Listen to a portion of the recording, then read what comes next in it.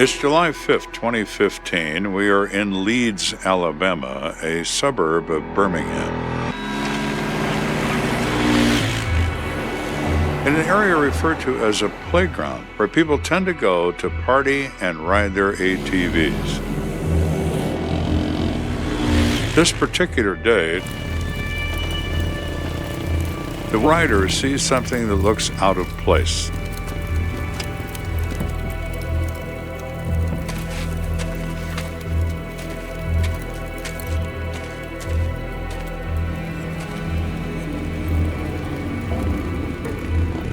Something different than anything she's ever seen.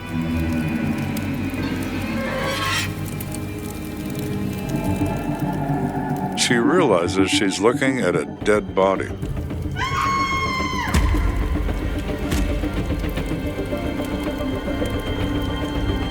And so it begins. When I was really young, my father was a deputy sheriff. I remember the star badge that he would have laying on the dresser. That kind of sparked my interest a little bit as a young kid. I started in law enforcement in 1997, and by 2015, I was the lead detective at the Leeds Police Department. Investigations for me has always been the most exciting part. It's a cat and mouse game. It's an adrenaline rush.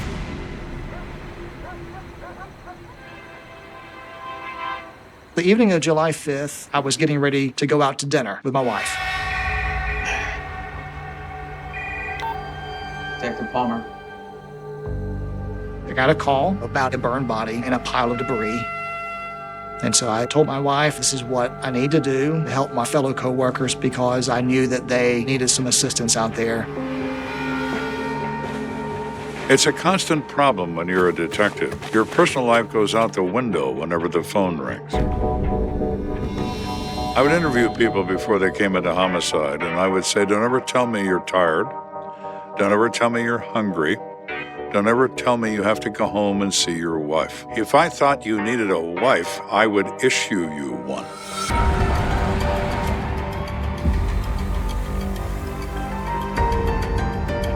You have to be dedicated, and Palmer is dedicated.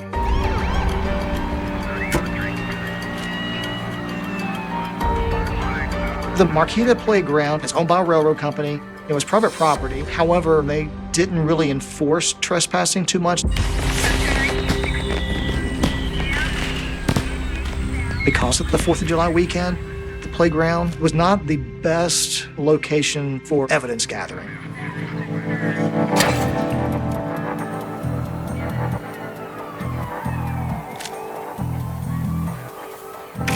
This was an area where people would go out there drinking. There were broken bottle pieces and just various trash. There are tire tracks everywhere. There are hundreds, if not thousands, of expended casings. People would discharge firearms, shooting at bottles and other things. There's an enormous amount of potential evidence that could be absolutely meaningless.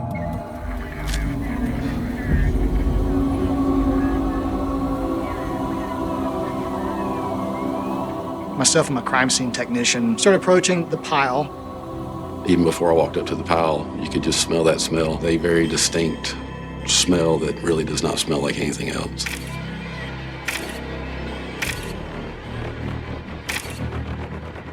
No one can communicate the odor of burning flesh. It has a sickly, sweet smell. Once you've smelled it, you'll never forget it.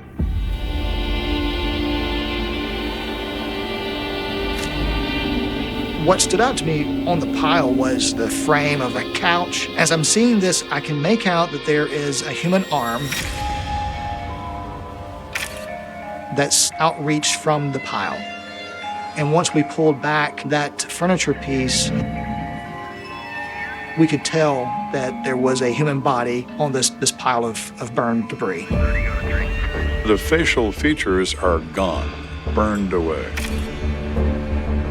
I could not determine race, sex, age. It looked like something you would see in a horror film. I have never seen a body that destroyed. What could possibly have happened that you would do that to another human being?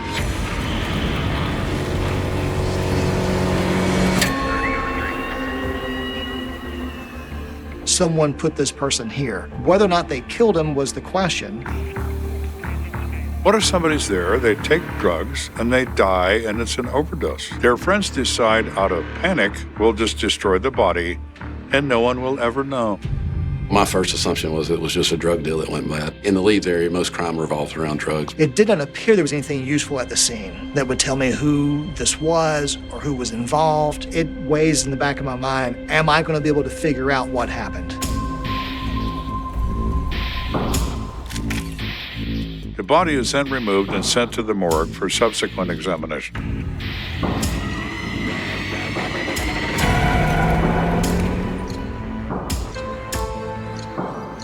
Two things happened of significance during the autopsy.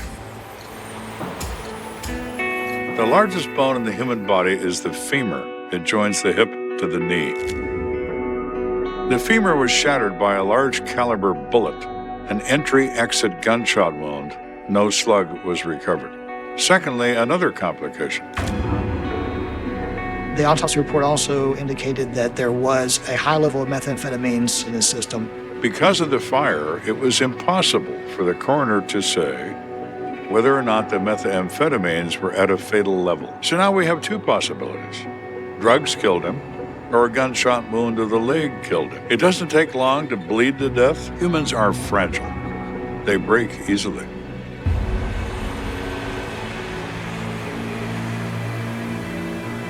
From that point, our goal is to find out, number one, who this person is.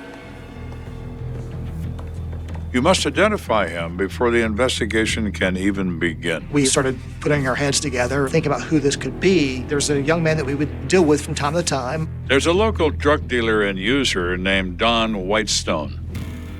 It wouldn't be shocking to us if he was our victim. Maybe a drug transaction that had gone bad. But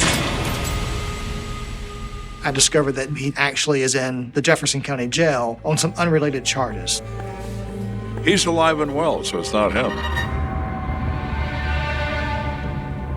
A lot of times what it's going to be is reaching out, going through the database to see have there been any missing person reports in the past 24, 48 hours, 72 hours, however long we want to go back.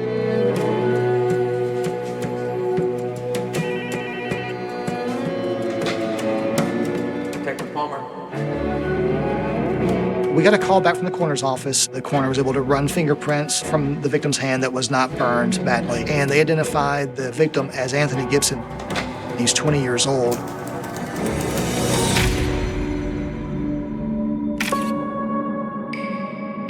Anthony Gibson has been missing for several days. Who knows Anthony Gibson? And how does he happen to be in this fire pit? We have the first piece of this jigsaw puzzle. Now let's see if we can solve this thing.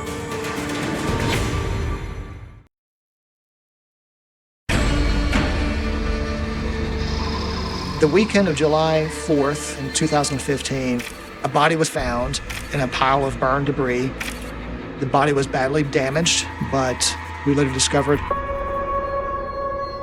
it was Anthony Gibson, who's 20 years old. Anthony Gibson was reported missing 3 days before he was discovered in the fire pit. Last seen driving Grandma's car, a small, white, compact car. So I reached out to Anthony's grandmother, Kathy.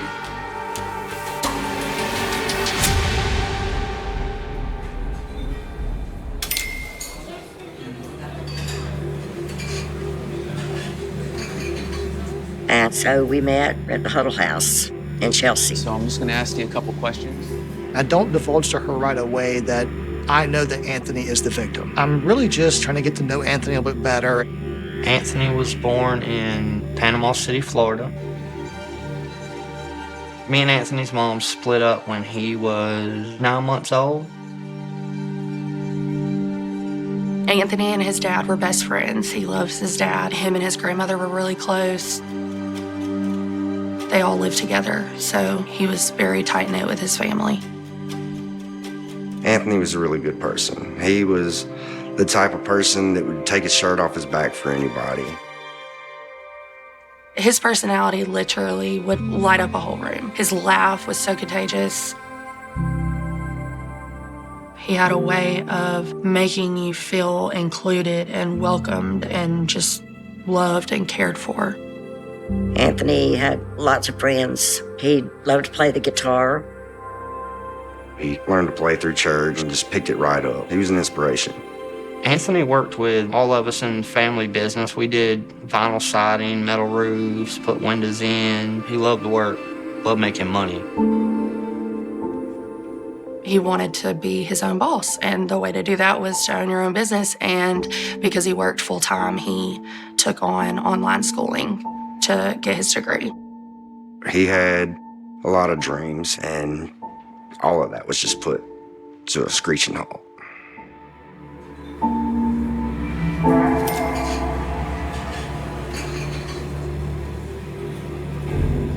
Tell me about the night he disappeared.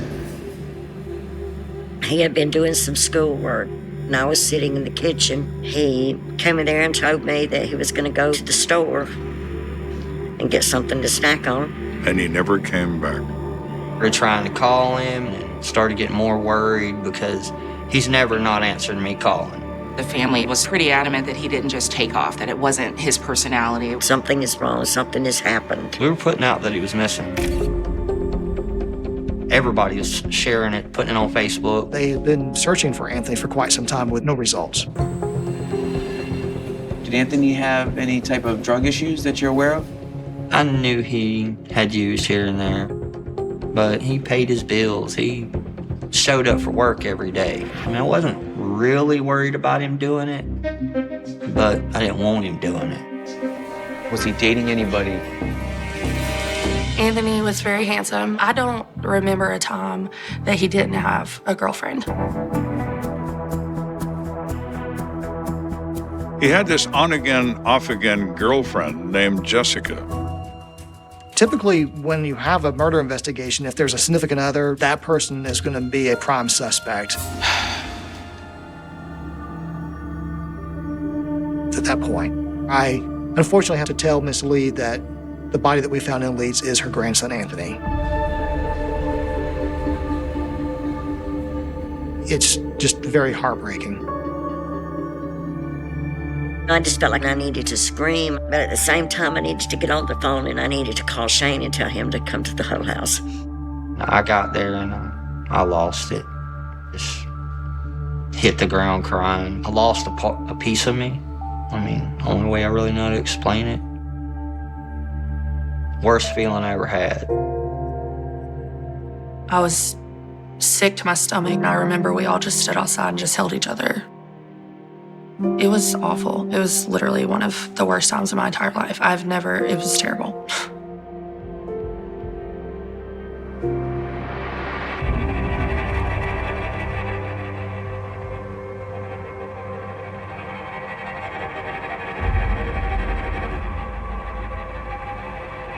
Palmer knows that Jessica could be the key to unlocking the mystery of the death of Anthony Gibson. I decided to meet Jessica while she's at work. She was working for a local fast food restaurant. When was the last time you spoke with Anthony? The night he disappeared. Jessica and Anthony were going to meet at a Walmart parking lot. Right across the street from my job. On that night, July 2nd, she got her break. And Anthony never shows. She's just very confused. She said she waited and then she went back to work. Palmer checks with her manager at the fast food place. Jessica is not at the playground burning Anthony Gibson's body. She's at work where she's supposed to be. So we're back to the beginning. Now what?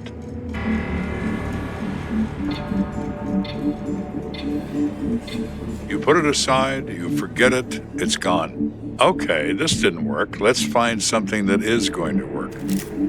So Palmer decides to request Anthony's cell phone records, including his text messages.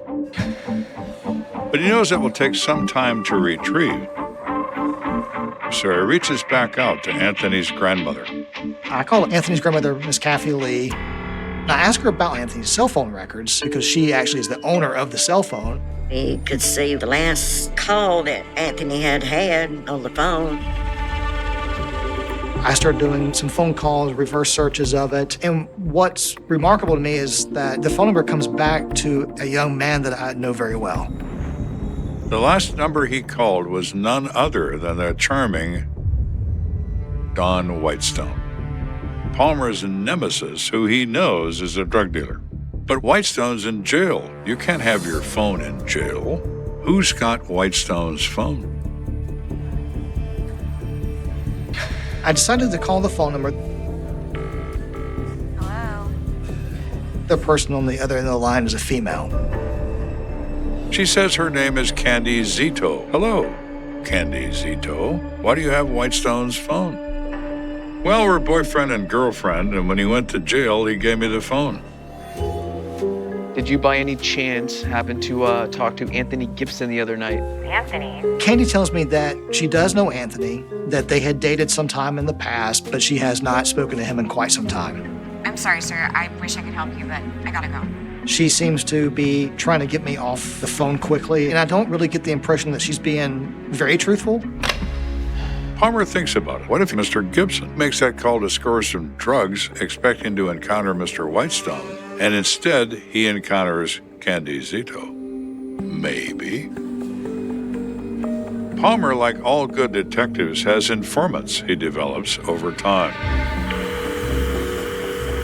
He reaches out to his most trusted informant.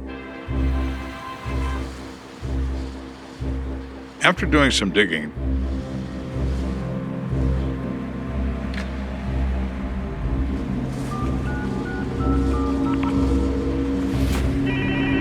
the informant calls and says, I've got a scoop on your dead guy, Anthony Gibson. Oh, pray tell.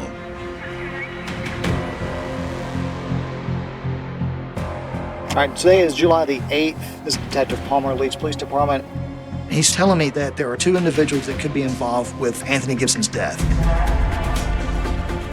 The word on the street is that they weren't happy with Anthony Gibson. Oh, really? Well, why might that be? Let's find out.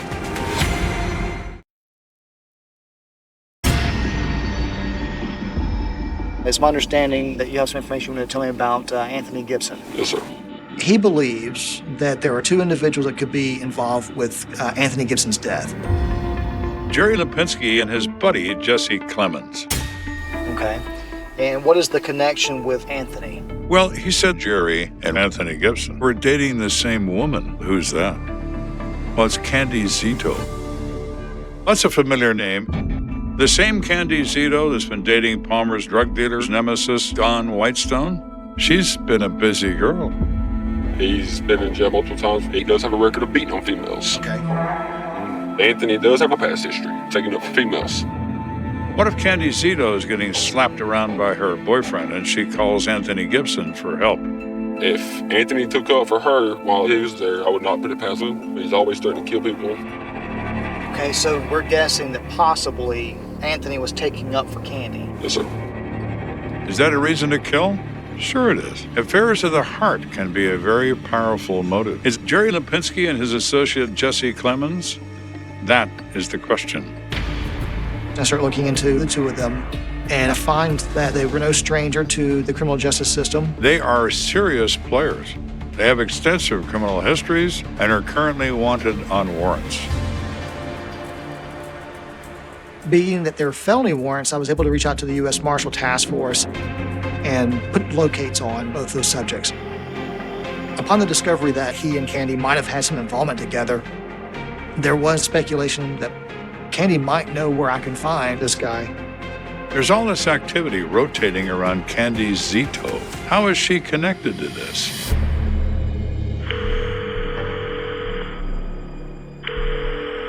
Hello? Hey, Candy, it's Detective Palmer again. Yeah? I'm basically trying to convince her to come talk to me at the office. And she's telling me that I have nothing to tell you. I don't know anything about this. Stop calling me. And she says, this is the sound of me throwing the phone out the window. Hello? Candy, hello? Well, Candy, it seems like we touched a nerve, didn't we? This is the moment that, a detective looks forward to. That aha moment is like, I think I've got something here. She's up to her neck in this somehow or some way. Palmer can feel it in his bones.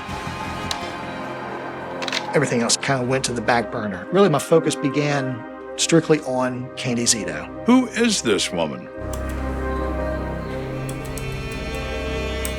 So Candy is a young white female. Her parents live in the Chelsea, Alabama area. Candy grew up in a very wealthy family. She didn't want for anything. She had been married previously, and she had a daughter, and at the time that we were friends, she was a good mom. But we went separate ways. Candy was doing drugs, doing whatever she wanted. She's 31 years old and has a daughter that was taken away from her because of her behavior. We were looking at Facebook posts. Pretty much what we were gathering is that Candy was flamboyant. She was kind of this larger-than-life kind of personality. So I decided to actually go to her house in Chelsea, hoping that she might be there.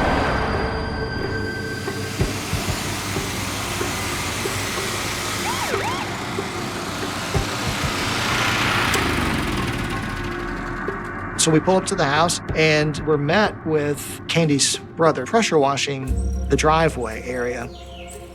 Detective Palmer, Leeds PD. Are your parents home? No. It turns out that Dad is a government contractor, and he's living in the Middle East with his wife. Candy's brother was just there to touch up the house for the family. What about your sister, Candy? He hasn't seen her in quite some time, and he kind of gives me the backstory that Candy's not allowed inside the house because Candy's had issues with mom and dad. Candy's family had pretty much washed their hands clean of Candy. As I'm walking around the property, I'm just taking pictures of the house. Then one of the things I noticed, there's a tent set up in the backyard, and what we're believing at this point is that Candy might have been staying in this tent. She's 31 years old, and she's living in a tent in the backyard of her parents' home. Excuse me? He was going to tell his sister, hey, the detectives came by here, they want to talk to you. So Candy's whereabouts are currently unknown.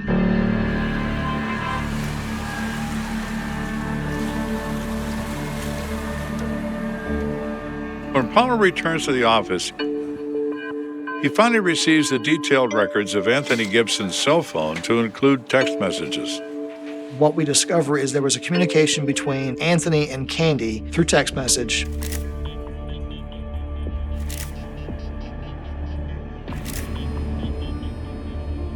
Candy's telling Anthony that she doesn't have money, she's broke, starving, she hasn't eaten in days, and so she's really putting a guilt trip on Anthony at this point. But that's not all. Palmer also finds pictures of Candy in various stages of undress and promises of sexual activity with Anthony. The text messages revealed that Candy was a very manipulative person.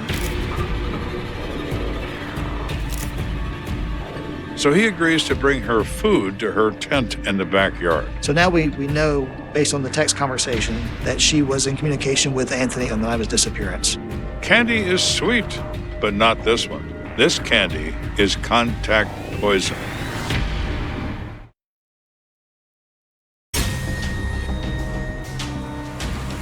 So Anthony Gibson is murdered after Candy Zito asked him to bring her food, which he agrees to do. Most likely, that was Anthony's last act of kindness on this earth.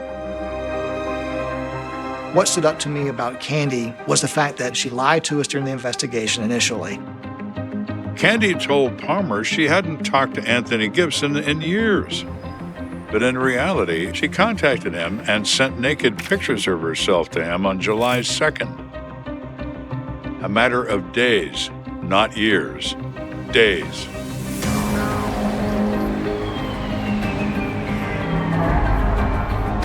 The issue is we need to find Candy Zito. And since this girl doesn't have anything, including a cell phone, she's probably in Anthony Gibson's car. When I was speaking to Anthony's grandmother, Kathy, she was able to tell me that on the back of the car was a bumper sticker My child shines at Oliver Elementary. So Palmer, in his instincts, notes the bumper sticker. And we be on the lookout at Bolo for that vehicle. Put it out in the media. I want the news to broadcast it.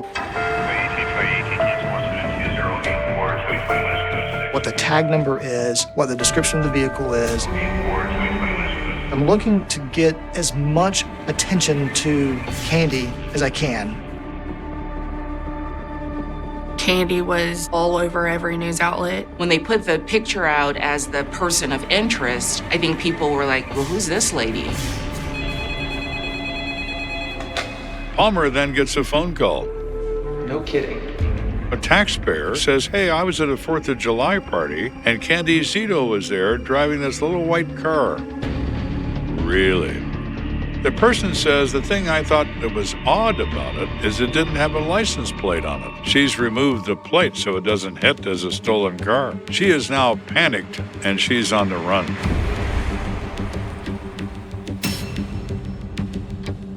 But even when it seems like there's nowhere to go, Palmer is a quintessential detective. He pushes when there's nowhere to push. He looks where there's nothing to see.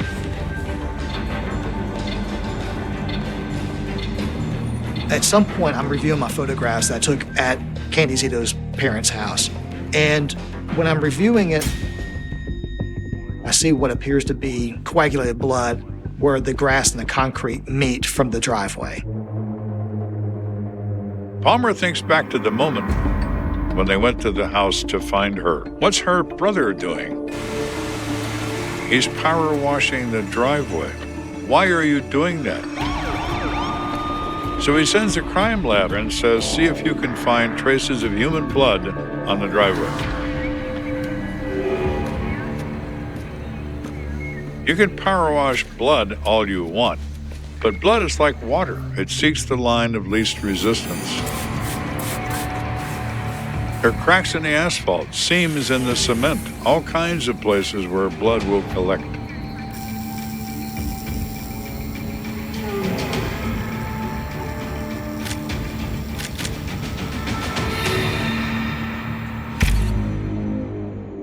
They discover evidence of human blood. Not dog blood, not deer blood, human blood. Well, my. I'm thinking we probably know where the murder started.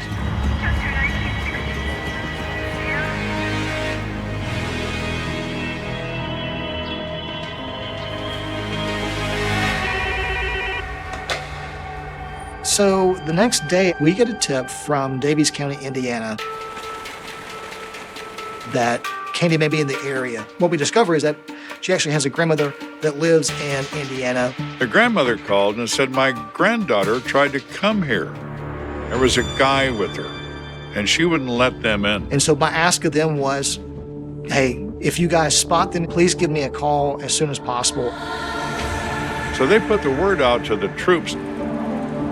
It doesn't take long, and one of the patrol deputies sees the car. Contact with the alarm company. Recognizes the bumper sticker.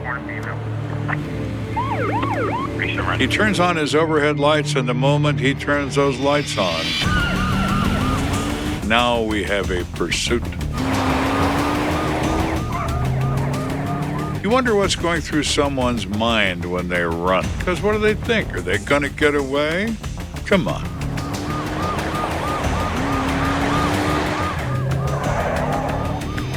Tires overheat at high speed, particularly in a small car. And when a tire fails at 100 miles an hour, you're not going to control it unless you're a NASCAR driver. If you think this is going to end well, you're sorely mistaken, my dear.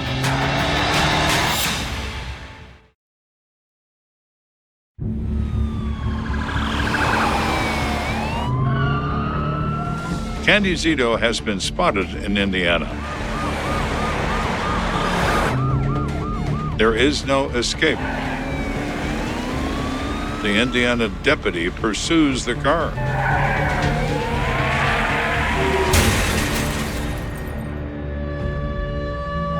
Until the driver loses control and impacts an oak tree, completely crushing the car. The passenger is Candy Zito, grievously injured.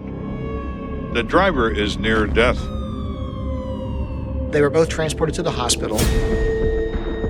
Candy Zito suffered a fractured jaw in multiple places, while the male is in a coma listed in critical condition. But who is he? They discover the driver is Corey Zito. He is a cousin to Candy Zito. He's 26 years old from Louisiana. He has an extensive criminal history to include drug abuse. He's as charming as his cousin. The family that commits crime together stays together. I know in my heart that Candy Zito is involved. The question was, who is Corey and how is he involved? So we sent a tow truck all the way to Indiana to pick up the car, and what we discovered is there's actually what appears to be a bullet hole in the driver's side door. They also discover blood in the trunk, which they believe belongs to the victim, Anthony Gibson. Finding the blood makes one believe that he probably bled to death in the trunk of his own car. So we get a search warrant for Candy's phone, and we discover a lot of photographs of her and her cousin Corey holding what appears to be an AK-47 style rifle. High velocity, perfectly capable of going through a femur. But the gun is not in the car. They most likely disposed of it somewhere between Alabama and Indiana. Further, there is a picture of Corey and Candy Zito, cousins, in a loving embrace. There was some kissing involved. It would appear that Candy and Corey were having a romantic relationship outside of being cousins. Pretty weird. You don't see that. And I lived in West Virginia. Their family tree probably looks more like a family circle, you know what I mean? So I immediately started my drive to Indiana to interview Candy. I have to read you your rights if you want to talk. I don't know what there is to talk about. I was just a passenger in a car. She's as innocent as the driven snow, and how dare you suggest otherwise? She's probably used to getting her way, and I could tell in my interview with her that she was trying to manipulate me. Stop playing games with me, all right? 'Cause I know you're lying to me, okay? I've got the upper hand on you, and I'm gonna stick it to you if you don't tell me what happened. What she probably didn't realize is I was also manipulating her. Okay, on July 2nd, I was at my parents' house setting up the tent. I had no vehicle, so I called my homeboy Anthony to come and bring me food. What's up? Haven't seen you in forever. Gonna kick it. Like homeboys, like friends. And I'm eating, and he's doing dope. And then that happened. What happened? When he was trying to be aggressive towards me, sexually, ripped my pants. She's really implying that there may have been a rape situation that occurred at her house. And so I start screaming, and my cousin comes out. Says, "What the hell are you doing?" And he did like a warning shot, I guess. And it hit the car. And then the next one hit the boy in the leg. And then I ran. She says she sees Anthony go to the ground, and she ran to the backyard and got in the tent, and that's where she stayed. My cousin saved my life. Candy is minimizing her own involvement. I didn't do anything. I'm a victim. Anthony is a criminal. Corey is a hero. Nobody's gonna mess with Bonnie without Clyde coming and handle it. And that's just how it is. And I'm thinking, Bonnie and Clyde, but I know that they were romantically involved, they were criminals. I don't know if they were cousins or not. By putting the pieces together, there was really no reason for us to believe that Anthony was the aggressor in this scenario. There are kernels of truth in Candy's statement, but her version of events doesn't exactly add up. At this point in the investigation, we did not have enough to file a murder charge. For now, Palmer can hold Candy for stealing Anthony's grandmother's car. But if he doesn't get something more concrete, Candy Zito could walk free. There's still a lot of loopholes that need to be tidied up. Anthony was at her house. Now the question really remains is just what happened once he got there. Sometime later, they let me know that Corey has now come out of his coma and he is fully awake. He's still kicking. Not too high, but he's still kicking. He looks depleted, kind of stares off into space. Where were you at, July? I have no idea. Were you in Alabama? I don't even know when this happened, when it took place. Ultimately, he doesn't remember any of the details. It's all new to me. So he is useless as a potential witness. We were kind of feeling that maybe we were hitting a dead end.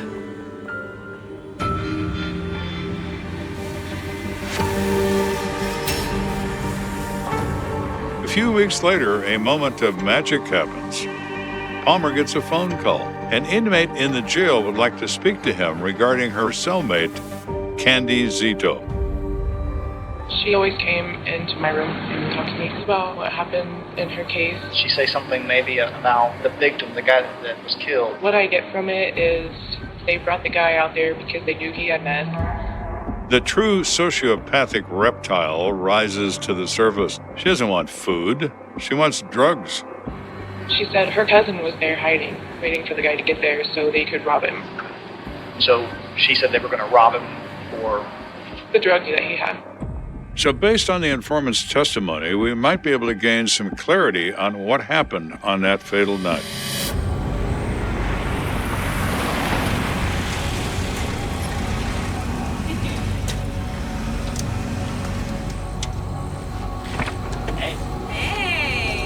Candy convinces Anthony Gibson to bring her something to eat. Thank you. You're the best.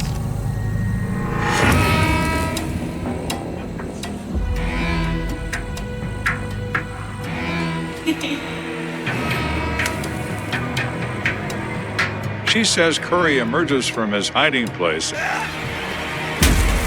and the robbery goes south rather quickly.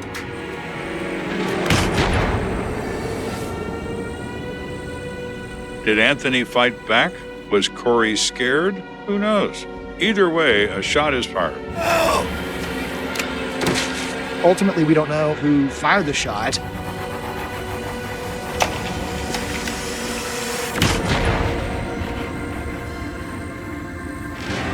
And a second shot goes through Anthony's leg.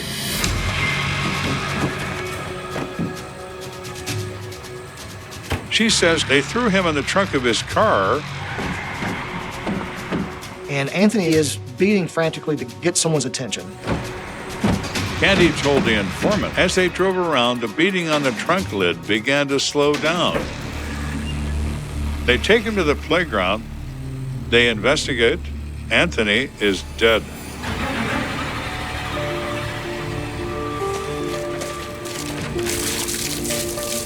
They soak him in gasoline. They pile a bunch of stuff on him.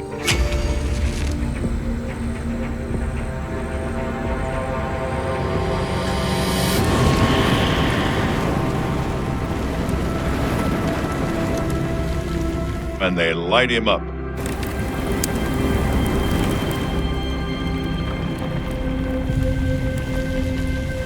She doesn't have any remorse whatsoever. It doesn't even faze her. Like she doesn't feel bad at all. Anthony Gibson responded to a plea for help, and it got him killed because of who was pleading. A viper, not a human. At that point, I was able to get a warrant signed for Candy and Corey's charges. So instead of going to trial, the state reaches plea agreements with Candy and Corey.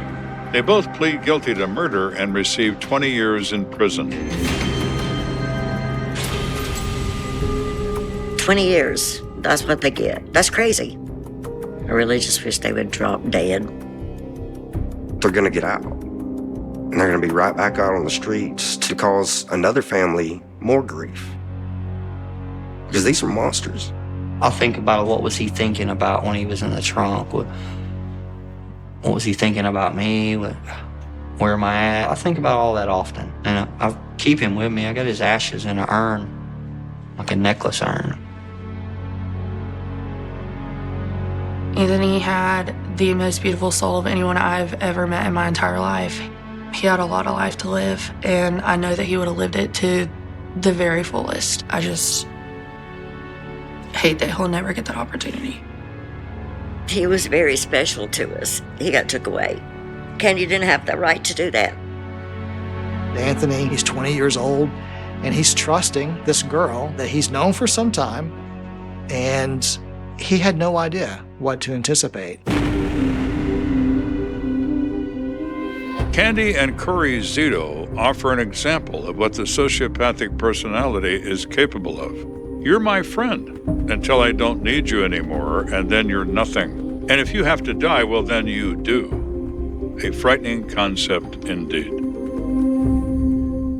On the next American Detective, this is a body floating in the Black River. It's not a pretty relationship.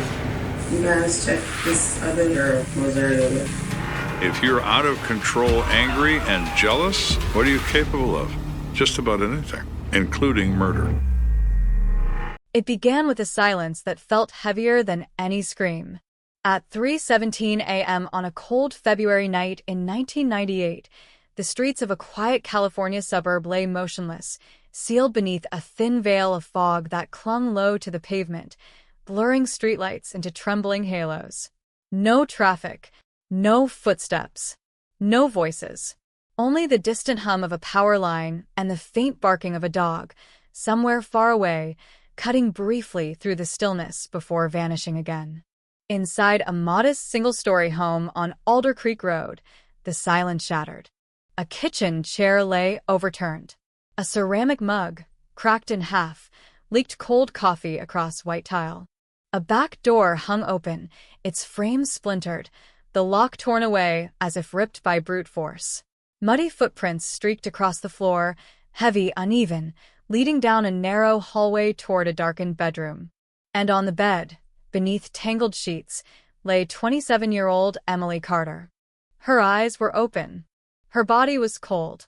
Her life had ended some time after midnight, but no one in the neighborhood had heard a thing. No screams. No struggle. No gunshot. Just silence. By dawn, flashing red and blue lights bathed the street.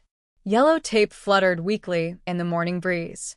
Neighbors stood barefoot on their lawns, wrapped in coats and disbelief, whispering fragments of questions no one could answer. Who would want her dead? Why here? Why now? Emily Carter was not wealthy. She was not famous. She was not dangerous. She worked as a veterinary assistant, volunteered at a local animal shelter, and lived alone with her golden retriever, Max, who had been found locked in the bathroom, trembling, nails bloody from clawing at the door. Nothing in her life hinted at enemies. Nothing except one strange detail.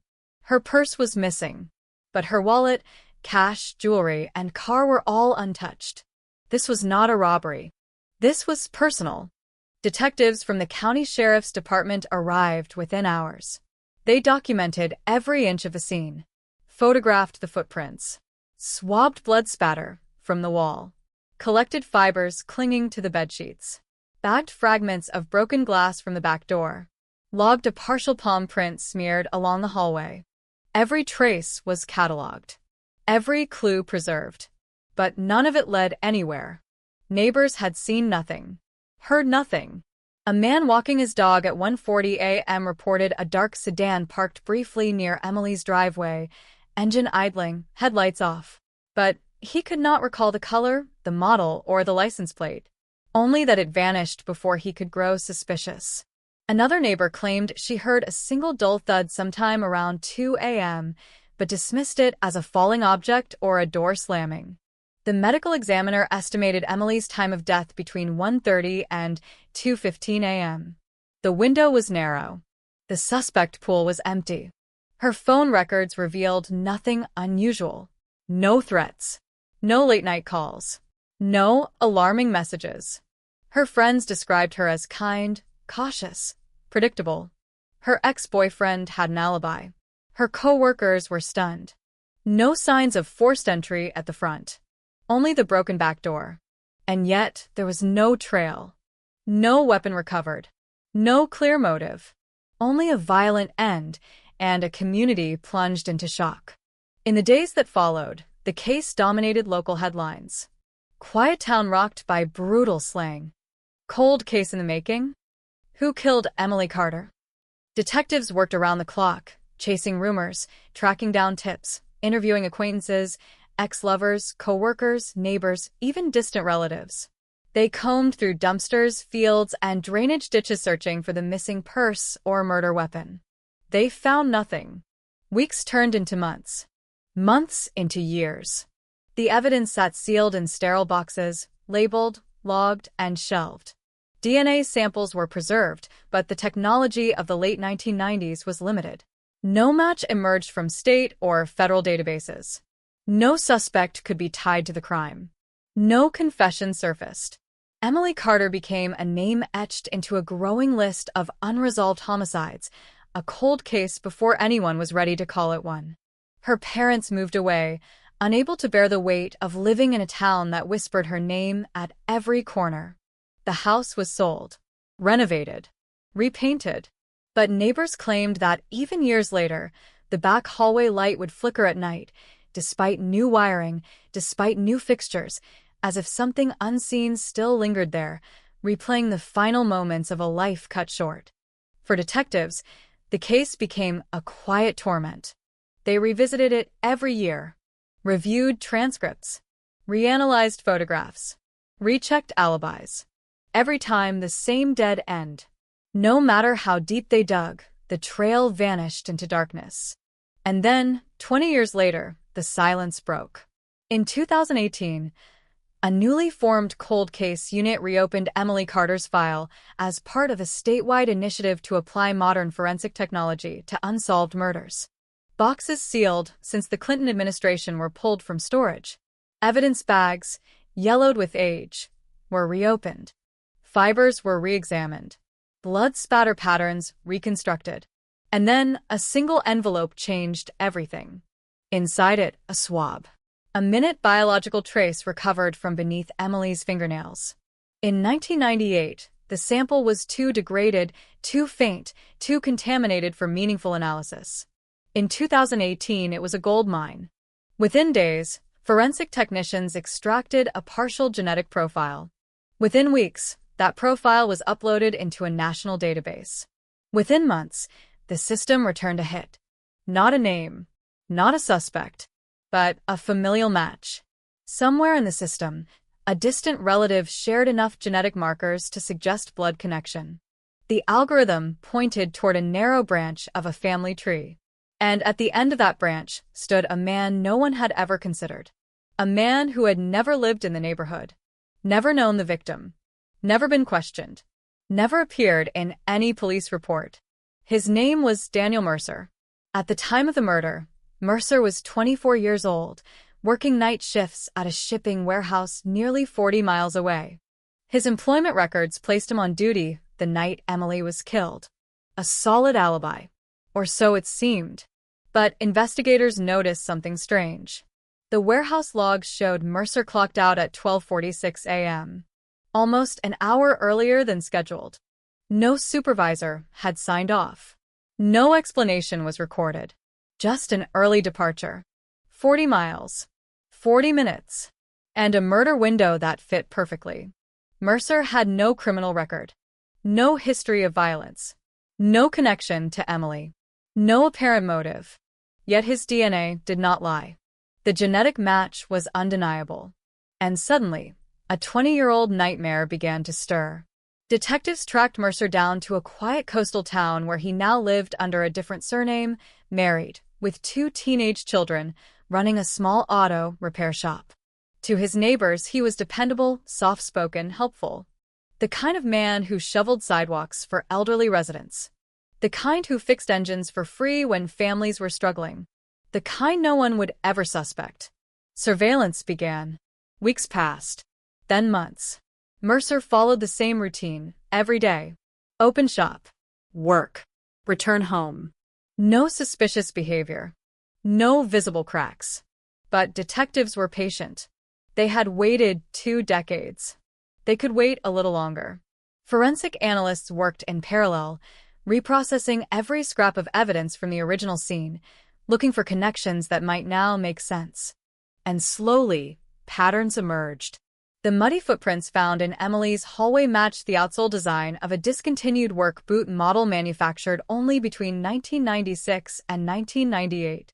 Warehouse workers in Mercer's company had been issued that exact boot. The broken back door showed pry marks consistent with a flat industrial crowbar, a tool commonly used at shipping facilities. A fiber found embedded in the bedsheet matched the synthetic weave of high-visibility safety vests worn by warehouse staff. Each clue alone meant little. Together, they formed a shadow, a shape, a possibility too chilling to ignore. But one question loomed above all others. Why Emily? Why this house? Why that night? The investigation dug into Mercer's past, uncovering fragments long buried. A brief relationship with a woman who once lived 3 doors down from Emily. A series of petty theft charges in his early 20s, later expunged. An unexplained relocation 6 months after the murder. A sudden name change after marriage. None of it proved guilt. But none of it felt random. And then, buried deep in archived phone records, detectives found a single anomaly. On the night of the murder, at 12:58 a.m., a payphone call had been placed from a gas station just 2 blocks from Emily's home. The call lasted 11 seconds. No words recorded. No destination number retained. But security footage from the station, grainy, distorted, almost unusable, revealed a blurry figure stepping away from the phone, hood pulled low, wearing a reflective vest. For 20 years, that footage had been dismissed as too vague to identify. Now, enhanced with modern imaging software, the silhouette sharpened just enough to reveal a familiar posture. A forward lean, a slight limp, a stance mirrored perfectly in surveillance video of Daniel Mercer locking up his shop at night. The puzzle pieces slid together. Slowly, relentlessly. And once they did, there was no turning back. On a foggy night in November 2019, almost exactly 22 years after Emily Carter's death, a convoy of unmarked vehicles rolled silently into Mercer's neighborhood. At 12:41 a.m., detectives surrounded his house. At 12:44 a.m., they knocked. Hard. Inside, Daniel Mercer woke to the sound of thunder on his front door. His wife sat up in bed, confused. His children stirred down the hallway. And, in that moment, the past finally caught up. The door swung open.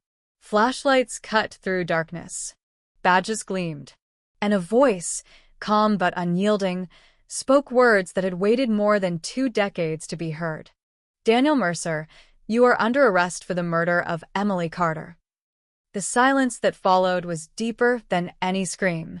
The handcuffs closed with a metallic click that echoed through the narrow hallway, a sound sharp enough to slice through the quiet suburban night, a sound that seemed to ripple backward through time, reaching across 2 decades to the blood-stained tiles of a small house on Alder Creek Road.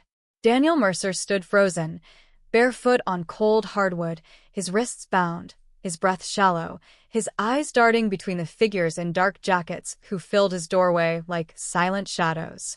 His wife whispered his name, trembling, confusion spilling across her face, while behind her, 2 teenagers stood rigid, wrapped in blankets, watching their father vanish in a blur of motion and flashing blue light. Outside, the fog swallowed the scene almost immediately. Neighbors slept, unaware that history was being rewritten a few houses down. The convoy disappeared into the darkness, carrying with it a man who had lived undetected for 22 years, carrying a secret heavy enough to crush any soul. At the county sheriff's headquarters, the interrogation room was lit harshly, fluorescent bulbs humming faintly overhead. The walls were bare, the air stale, the silence deliberate. Mercer sat alone at the metal table, hands cuffed in front of him, shoulders hunched, jaw clenched. He stared at the one-way mirror, aware of unseen eyes, aware that the past he had buried layer by layer was now clawing its way back to the surface. Detective Laura Hensley entered first. She had inherited the Carter file 5 years earlier, memorized every detail, every photograph, every unanswered question. For her, this moment was not triumph. It was gravity, a weight finally shifting. She sat across from Mercer, set a thin folder on the table, and let the silence stretch. "Daniel," she said quietly, her voice even, controlled, "do you know why you're here?" He swallowed. You said murder. But I don't understand. I've never. Emily Carter, she interrupted, sliding a photograph across the table. The image was from happier times. A young woman smiling, sunlight in her hair, a dog at her feet. February 1998. Mercer barely glanced at it. His eyes dropped to the tabletop, his fingers flexing against the steel cuffs. I don't know her. Your DNA does, Hensley replied, tapping the file. Found under her fingernails. Preserved for 22 years. Matched through familial analysis. There's no mistake. He shook his head slowly, lips pressed tight. That's impossible. Another detective entered, carrying a sealed evidence bag. Inside, a faded orange safety vest. Worn. Frayed. Still bearing traces of dust and grease. This was recovered from your old storage unit, the detective said, placing it gently on the table. Abandoned in 2002. Fibers matched those found on Emily's bed. Mercer's breathing quickened. Then came the photographs, the muddy footprints, the broken door frame, the hallway palm print, the gas station still frame, a shadowed figure, reflective stripes glinting faintly. One piece at a time, the past was laid bare. For hours, Mercer said nothing. He stared. He blinked. He denied. But silence can only hold so long before it fractures. At 4:18 a.m., something inside him shifted. His shoulders sagged. His face crumpled just slightly. And when he finally spoke, his voice was hoarse, as if dragged up from a depth long sealed. It wasn't supposed to happen. The room stilled. Hensley leaned forward. Then tell us what did. He exhaled, a sound that trembled between relief and despair. I didn't go there to kill her. I swear. I wanted to talk. The story unraveled in jagged fragments. In 1998, Mercer had been involved with a woman named Rachel, a volatile relationship marked by jealousy, suspicion, and constant argument. Rachel lived on Alder Creek Road, 3 houses down from Emily. Mercer had convinced himself, without evidence, that Rachel was seeing someone else. That night, rage had driven him to leave work early, burning resentment guiding his hands on the steering wheel as he crossed the city. He parked near Emily's house, mistaking the silhouette in her window for Rachel's. Convinced betrayal was unfolding before his eyes, he walked toward the back alley, carrying a crowbar from his truck. By the time he realized his mistake, it was too late. Emily answered the noise at her back door, confusion flickering across her face. A stranger. Muddy boots. Wild eyes. A metal bar in his hand. She tried to slam the door. He forced it open. What followed was chaos. A struggle in the hallway. A scream cut short. A blow he claimed he never meant to deliver. She fell, Mercer whispered. She hit her head. There was blood everywhere. I panicked. I didn't know what to do. But the autopsy told a different story. Multiple blunt force injuries. Defensive wounds. Evidence of a sustained attack. Hensley watched his face carefully as she recited the medical findings. Mercer flinched. I lost control, he murmured. Just for a moment. That moment lasted less than 5 minutes. It ended a life. Afterward, he said, fear took over. He wiped surfaces at random, locked the dog in the bathroom, grabbed her purse in a blind attempt to erase his presence, and vanished into the night. He ditched the purse in a river miles away, burned his clothes, scrubbed his truck, and returned to work before dawn, claiming illness for his early departure. For years, the memory haunted him. Nightmares. Paranoia. Sudden panic at flashing lights. A constant dread that every knock on the door was the end. He moved. Changed his name. Built a new life. And still, the past waited. As dawn crept across the horizon, painting pale light across the interrogation room, Mercer finally slumped back in his chair, drained. I thought I'd gotten away, he said. I thought time buried everything. Hensley closed the file gently. Time only waits, she replied. It doesn't forget. News of the arrest detonated across California within hours. 1998 cold case solved. Midnight arrest shocks community. Headlines surged across screens. Television crews flooded the once quiet street. Reporters crowded outside the Carter home, now owned by strangers who had no idea of the tragedy buried beneath their walls. Emily's parents, long relocated, received the call just after sunrise. Her mother collapsed in tears. Her father stood silent, gripping the phone, staring at nothing, as if trying to reconcile justice with loss. 22 years of questions finally had an answer. But answers did not bring peace. They reopened wounds. Neighbors spoke in hushed voices, recalling the night of flashing lights, the weeks of fear, the years of uncertainty. Some expressed relief. Others felt only sorrow. Many struggled to comprehend that the man next door, the mechanic who fixed their cars, had once left a trail of blood across a stranger's hallway. In court, Mercer pleaded not guilty at first, then changed his plea after prosecutors unveiled the full weight of forensic evidence. DNA, fibers, footwear analysis, phone records, surveillance enhancement, a mountain of proof built slowly, patiently, across decades. During sentencing, Emily's mother stood before the judge, her voice shaking. She was 27. She loved animals. She wanted a family. You stole all of that. And for 22 years, we lived in the dark. Mercer stared at the floor. He was sentenced to life in prison without the possibility of parole. Yet even with the conviction secured, detectives could not shake a lingering unease. Because some questions remained unanswered. Why did he take the purse? Why had he made that brief phone call? And what exactly did he do in the minutes after he left Emily's house?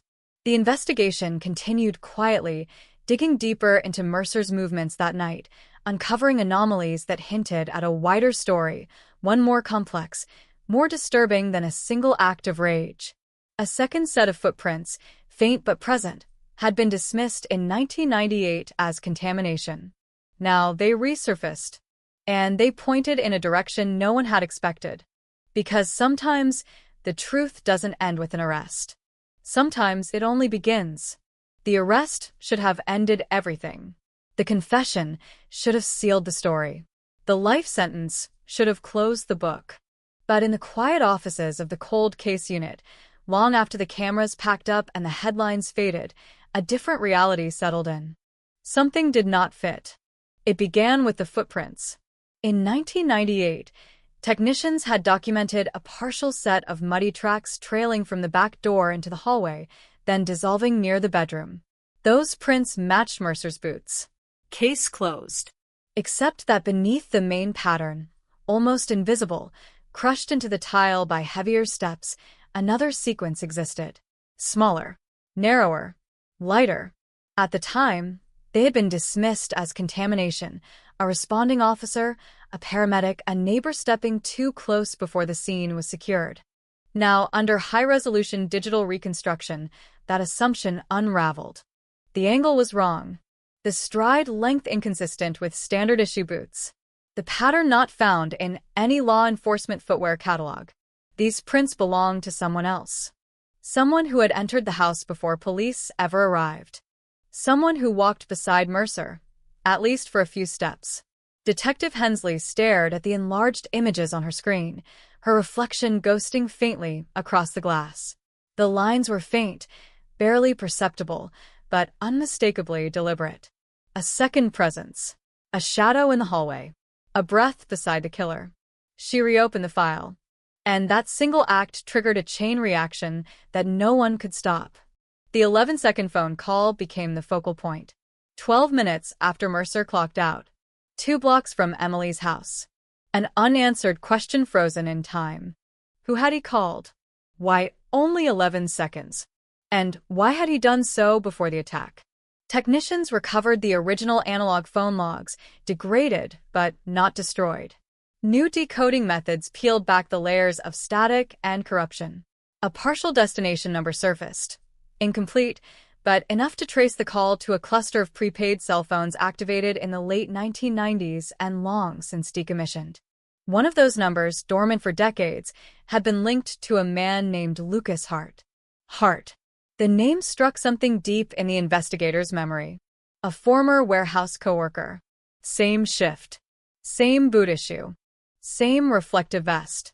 In 1998, Hart had been interviewed briefly, dismissed quickly. His alibi had seemed airtight, a night fishing trip with 2 friends along the Sacramento River. They had confirmed it. End of story. Except both friends were now dead. One from liver failure, one from a motorcycle crash. And Hart himself had vanished from public records in 2003. No social security activity, no employment files, no tax records. As if he had slipped between the cracks and let the world forget him. Until now. Detectives began reconstructing Hart's life from fragments. Born in Nevada, raised in foster care, juvenile record sealed, Petty theft. assault charges dropped. Known for impulsive behavior, short temper, and a talent for disappearing. At the warehouse, co-workers remembered him as volatile, sarcastic, unpredictable. The kind of man who laughed too loud, drank too hard, and watched everyone like they were about to betray him. Mercer had been one of the few people Hart tolerated. They smoked together on breaks, drove home together after late shifts, shared frustrations, shared anger, shared resentment toward the world they believed owed them more. A partnership of convenience. A bond forged in dissatisfaction. When investigators returned to Mercer for further questioning, they found a man unraveling. The confidence of his earlier confession had dissolved into something brittle, unstable. He denied any accomplice. Denied knowing Hart beyond casual contact. Denied the phone call. Denied the second set of footprints. But denial cannot erase physical reality. When confronted with the call logs, his composure cracked. "I just needed to talk to someone," he said. "That's all. I was angry. I was confused." 11 seconds, Hensley replied. "That's not a conversation. That's a signal." Mercer looked away. The silence that followed was louder than any shout. Investigators reconstructed the timeline minute by minute. 12:46 a.m. Mercer clocks out. 12:58 a.m. Payphone call. 1:12 a.m. Mercer's truck passes a traffic camera 2 miles from Alder Creek Road. 1:29 a.m. A security camera near the gas station captures 2 figures walking toward the residential area, not one. The footage was grainy, blurred by time and compression, but unmistakable in its implication. 2 silhouettes. One tall, one shorter, moving together. Hart had been there. And if Hart had been there, then Mercer's story of a spontaneous, mistaken rage collapsed. This had not been an accident. This had been planned. The motive shifted. What if Mercer had not gone to confront Rachel? What if Emily was never mistaken for anyone else? What if the target had always been that house? Detectives turned back to Emily's life, combing through her past with a new lens. And buried in old email archives, a forgotten exchange surfaced. 3 weeks before her death, Emily had contacted the warehouse. She believed someone there was stealing medical supplies from the animal clinic where she worked and reselling them. Antibiotics, sedatives, painkillers, drugs valuable enough to generate quick cash. She had described a man in a reflective vest, medium height, early 20s, a small scar on his left cheek. Lucas Hart. Emily had reported him. Not to police. To his employer. The warehouse had opened an internal investigation. Hart had been questioned. Mercer had been present. The case was quietly dropped for lack of proof. But Hart had known. He had known who had accused him. And in his world, accusations were debts. Debts that demanded repayment. The picture sharpened. Mercer's rage had been real, but it had been aimed, directed, manipulated. Hart needed someone he trusted. Someone desperate. Someone unstable. Someone who could be pushed. That someone was Mercer. They drove together. They walked together. They stood in the dark together. But only one had crossed the final line. Only one had struck. Or so Mercer claimed. When detectives pressed him, his answers grew fragmented. Contradictory. Shifting. He waited outside. "No. He left before I went in. I didn't see him after the call. Each statement contradicted the last. Each denial cracked further. Then came the discovery that shattered the remaining illusions. A second DNA profile. So faint it had been missed for 2 decades. Recovered from the broken back door frame. Skin cells. Partial. Incomplete. But enough to confirm another male presence. Not Mercer. Not any responding officer. Not any neighbor. It belonged to someone still unidentified. Someone who had touched that door in the final moments before it splintered. Hart became a ghost investigators were determined to hunt.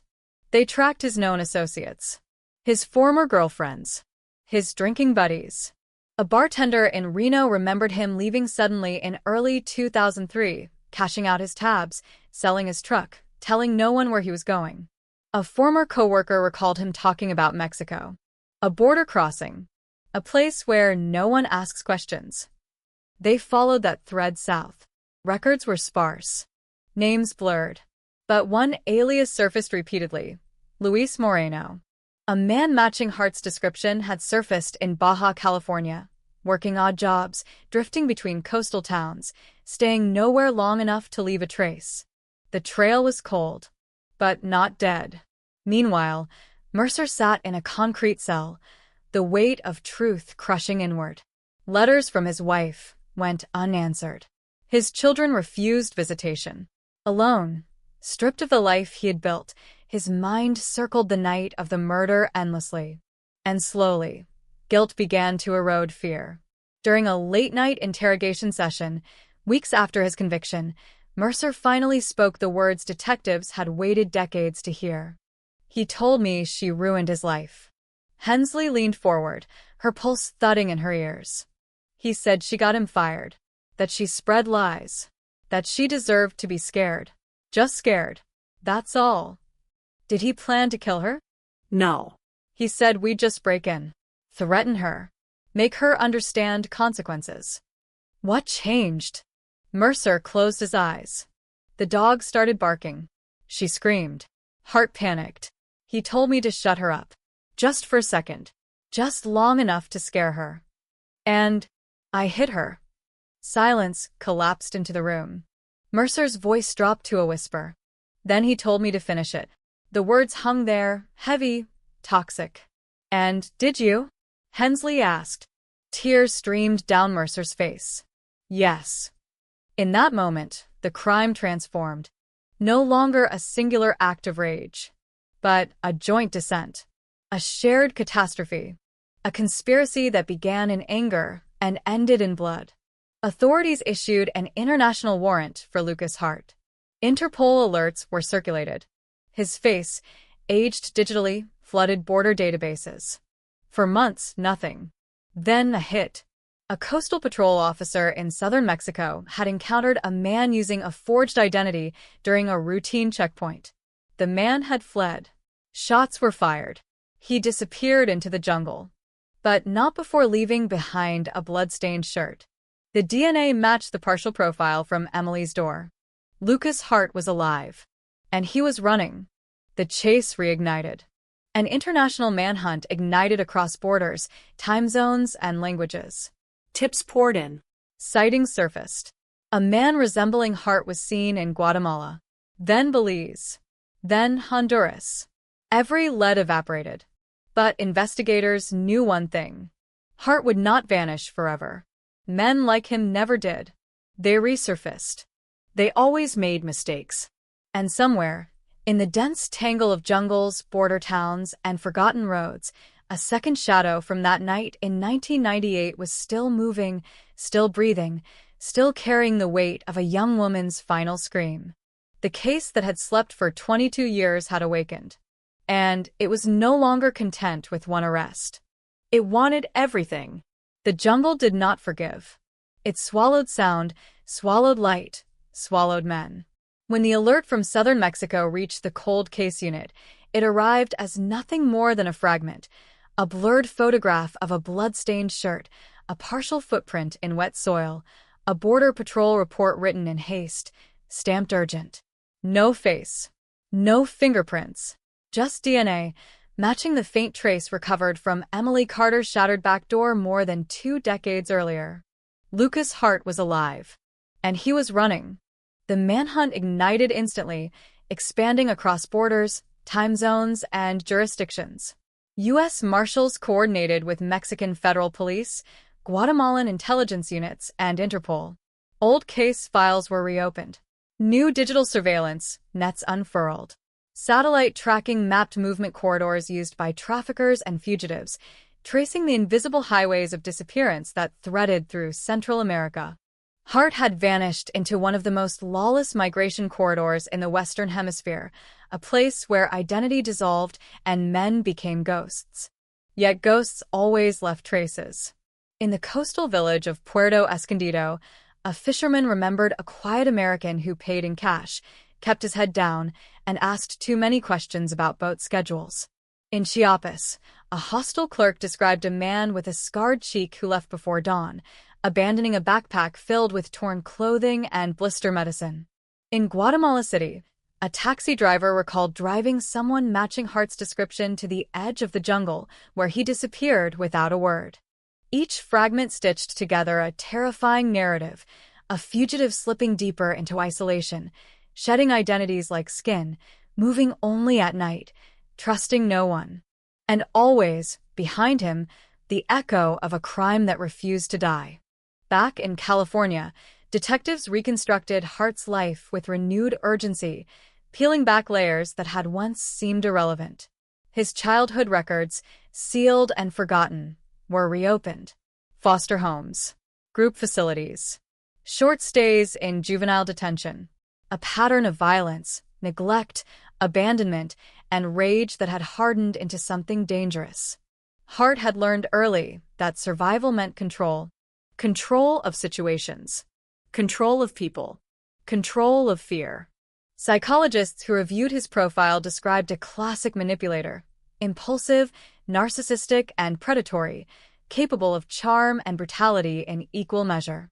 A man who viewed relationships not as bonds, but as tools. Mercer had been one of those tools. Emily Carter had been another. But Emily's role in the story had always been misunderstood. The deeper investigators dug, the clearer it became, she had not been a random victim. She had been a threat. Her discovery of stolen veterinary drugs, her emails to the warehouse, her quiet insistence that something was wrong, all of it had placed her squarely in Hart's path. And when that happened, the outcome was almost inevitable. The original warehouse investigation had been quietly buried after Hart filed a harassment complaint, claiming Emily was stalking him. The company, eager to avoid scandal, had closed the case. No charges. No report to police. No warning to Emily. A bureaucratic silence that would later prove fatal. For Hart, the accusation was humiliation. For a man obsessed with control, humiliation demanded retribution. And Mercer, burning with his own demons, had been the perfect weapon. Detectives reanalyzed Mercer's statements with this new lens, isolating moments where his story faltered, where language shifted, where guilt blurred into fear. They uncovered small admissions he had never realized he'd made, references to "we" instead of "I," mentions of the plan, slips that revealed premeditation. The attack on Emily was no longer seen as spontaneous violence. It was an operation. Primitive, chaotic, but deliberate. The late-night call had been confirmation. The walk toward her house had been commitment. The crowbar had been intention. Mercer struck. Hart directed. Together, they had crossed a line neither could return from. As the search expanded, authorities uncovered evidence suggesting Hart had not stopped killing after 1998. In Nevada, a 2001 unsolved homicide resurfaced. A woman found dead near a rest stop, blunt force trauma, no suspects, no motive. The DNA profile from the scene, once unusable, now partially matched Hart's. In Arizona, a missing persons case from 2002 mirrored the same pattern. A woman last seen arguing with a man fitting Hart's description, her car abandoned, her body never recovered. Each revelation deepened the horror. Emily Carter may not have been the first. She might not have been the last. The manhunt intensified. Border Patrol units combed jungle routes. Surveillance drones traced heat signatures. Undercover informants infiltrated migrant networks. Tips poured in, dozens daily, but most evaporated into nothing. Hart had learned to become invisible. Yet invisibility has a cost. It isolates. And isolation breeds mistakes. In late spring, a fisherman on the Guatemalan coast reported a foreigner offering cash for passage north along a dangerous smuggling route. The description matched Hart. Scar. Height. Gait. Authorities mobilized immediately, but when they arrived, the boat was gone. However, left behind on the beach, half buried in wet sand, was a small black pouch. Inside it, forged identity papers, blister medication, and a cheap prepaid phone. The phone became the key. Technicians extracted residual data, call fragments, location pings, timestamps, reconstructing a digital ghost trail across hundreds of miles. Hart had contacted someone in California 3 weeks earlier. A number linked to an unregistered device. One that appeared only once, then vanished. That single call reopened another dark corridor of possibility. Was Hart seeking help? A safe haven? An accomplice? Or revenge? Detectives traced the number to a burner phone purchased in Fresno, California, the same city where Mercer had grown up. The implications were chilling. Hart might be planning to return. And if he did, the consequences would be catastrophic. Security around Mercer's prison facility was immediately tightened. His family was placed under protective watch. Emily's surviving relatives were quietly notified. The past was no longer content to stay buried. It was moving. Across oceans. Across borders. Across time. In a dim holding cell thousands of miles away, Mercer sensed it. He began suffering severe panic attacks. Night terrors. Hallucinations. Guards reported him screaming in his sleep, crying out Hart's name, begging him to stop, to stay away, to leave everyone alone. During a monitored counseling session, Mercer finally broke. "He's not done," he whispered. "He never is." "What do you mean?" the psychologist asked. "He hates witnesses. He hates loose ends. And I'm the biggest one." Fear clung to him like sweat. "He told me once," Mercer continued, "that if anyone ever crossed him, they didn't just die. They disappeared. Forgotten. Erased. That's what he wanted for Emily. That's what he'll want for me." That confession shifted the entire posture of the investigation. Hart was no longer simply a fugitive. He was a looming threat. A storm circling back toward its origin. And storms always return to the places where they first formed. Late one night, a border surveillance drone picked up a heat signature moving north through a remote mountain pass. The figure traveled alone, avoiding roads, avoiding settlements, surviving on minimal supplies.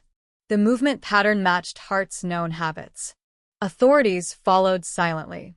For 3 days, they tracked the heat signature across terrain so rugged that even experienced guides hesitated to enter. The figure slipped through ravines, crossed rivers, vanished beneath dense canopy. Then, suddenly, the signal disappeared. A search team found only a torn strip of fabric caught on thorn brush, stained with blood. The man had been injured, but he was still moving. And every step north pulled him closer to California. Closer to Mercer. Closer to Emily's family. Closer to the place where everything began. The hunt tightened. But so did the tension. Because if Hart reached American soil, the case would no longer be about justice. It would become a race. A race against revenge. A race against unfinished violence. A race against a man who had already proven he could vanish for decades. And somewhere in the darkness, beyond borders and beyond law, Lucas Hart was still breathing. Still running. Still carrying the echo of a young woman's final moments. And the cold case that had slept for 22 years was about to become dangerously, violently alive. Night swallowed the mountains whole. The pass was a narrow scar cut through jagged stone, barely wide enough for a single man to slip through without tearing flesh. Wind howled between the cliffs, carrying with it the metallic scent of blood and wet earth. Somewhere high above, a lone figure moved, limping, dragging one leg, but never stopping. Not even when pain burned through muscle and bone. Not even when exhaustion clawed at his lungs. Lucas Hart had crossed a line beyond fear. Now, only survival remained. For 4 days, the fugitive ghost threaded through wilderness, guided by instinct, by rage, by a singular obsession that refused to loosen its grip. His hands were cracked and swollen. His lips split from dehydration. His shirt, once blood-stained, now hung in torn ribbons from his shoulders. But his eyes, those remained sharp, focused, cold. He was heading north, not toward safety, toward reckoning. Back in California, the task force felt the pressure building like a storm front. Every incoming data point sharpened the picture. Every intercepted signal narrowed the corridors of escape. Thermal scans, satellite passes, drone reconnaissance, all converged on the same conclusion. Hart was moving fast, faster than expected, and his trajectory pointed straight toward the U.S. border. Federal authorities sealed major crossings, but Hart did not travel like ordinary fugitives. He avoided roads, avoided towns, avoided everything that breathed. His route traced the forgotten veins of the continent, abandoned mining trails, smuggling corridors, dry riverbeds, paths only the desperate and the dangerous knew. Yet desperation breeds mistakes. On the 5th night, a motion sensor triggered near a remote ranch just south of the border. Infrared footage captured a figure slipping through the shadows, stealing water, scavenging canned food, bandaging a deep gash across his calf with filthy cloth. The face was unmistakable. The scar on his cheek glinted under moonlight. Lucas Hart. Within minutes, law enforcement units converged. Helicopters roared into the sky. Ground teams mobilized across miles of terrain. Dogs were released, their howls slicing through the dark. Hart ran. Bullets cracked into dirt behind him. Branches lashed his face. His breath burned. But still he ran. Across dry riverbeds. Over razor-edged stone. Through walls of thorns that tore skin from muscle. Blood traced his path in jagged streaks, marking a trail too vivid to ignore. The chase lasted 2 hours. At 3:42 a.m., Hart plunged into a ravine, smashing into boulders below. The impact shattered bone. The sound echoed like a gunshot. When officers reached the ravine floor, they found him half-conscious, pinned beneath fractured rock, his leg twisted at an impossible angle, his chest rising in shallow, ragged gasps. For a moment, no one moved. 22 years of pursuit ended in silence. Hart opened his eyes. They were clear, defiant, and utterly devoid of regret. "Hello," he whispered. The medevac helicopter lifted off before dawn, carrying the most wanted fugitive in the region toward a military hospital under armed escort. News of his capture detonated across networks, reigniting the case in a blaze of attention. But inside the hospital room, behind reinforced glass and armed guards, something darker unfolded. Hart refused treatment at first. Refused food. Refused water. Refused medication. He spoke only once. "I want Mercer." Detective Hensley sat across from him hours later, her reflection shimmering faintly against the glass barrier. "You're not in a position to make demands." Hart smiled. A thin, chilling curve of the lips. "You'll bring him," he said, "because you want the truth." The word lingered in the sterile air. Truth. The one currency Hart still possessed. Authorities debated for hours. Bringing Mercer face-to-face with Hart carried enormous risk. But Hart held leverage, knowledge that could illuminate not just Emily's death, but potentially a string of unsolved crimes spanning years and states. In the end, they agreed. Mercer was transported under heavy guard, shackled, sedated, and delivered into a secure interrogation chamber deep within the hospital complex. When the two men finally faced each other, the room seemed to contract. Hart lay propped against pillows, his leg encased in steel braces, for lines trailing from his arms. Mercer stood rigid, wrists cuffed, eyes wide with terror. For several seconds, neither spoke. Then Hart laughed softly. Still alive, he murmured. That surprises me. Mercer's voice trembled. Why? Because I hate loose ends. The words struck like a blade. You used me, Mercer said.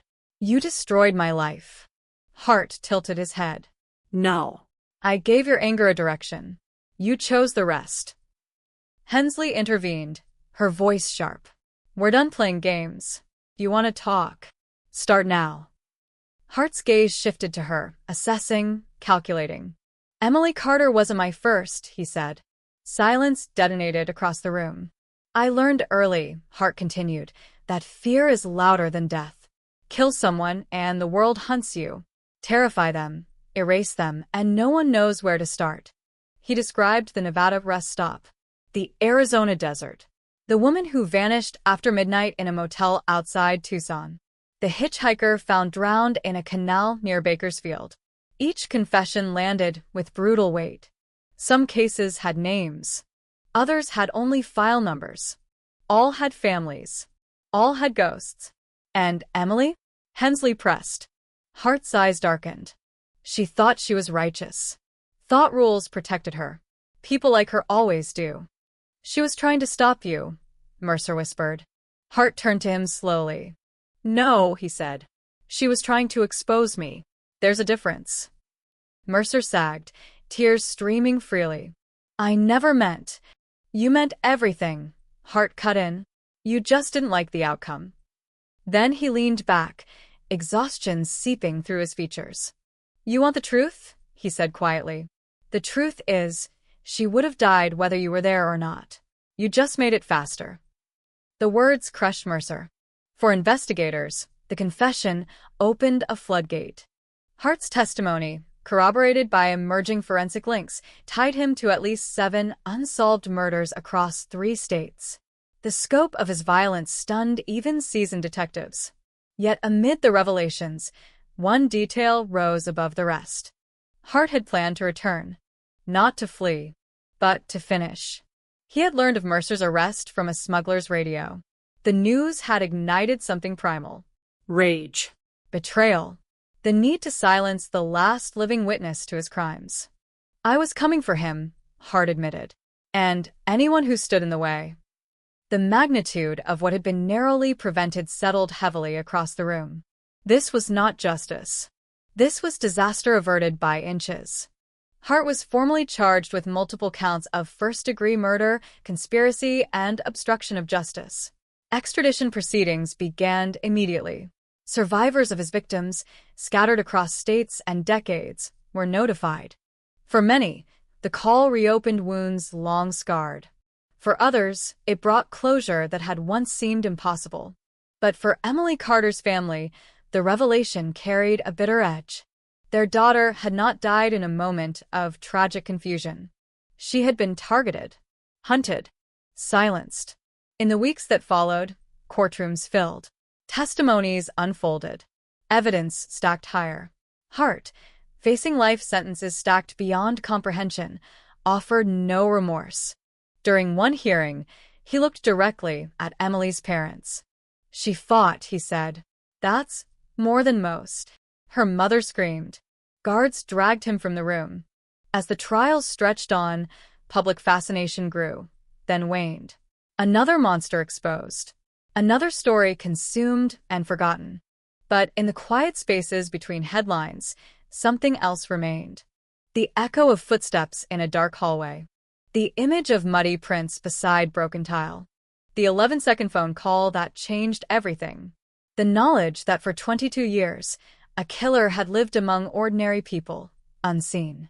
And the understanding that some cold cases are not frozen by time. They're only waiting. Waiting for the moment they can rise again. And demand to be finished. The courtroom felt like a sealed chamber of breath and tension, every whisper swallowed by thick wooden walls, every movement amplified beneath the sterile glow of fluorescent lights. The benches were packed, reporters shoulder to shoulder, cameras forbidden but memory sharp, eyes fixed on the man seated at the defense table. Lucas Hart, shackled, his injured leg braced in steel, stared forward without expression as if the gravity of the moment could not reach him, as if the decades of fear, blood, and disappearance were nothing more than a series of tedious inconveniences.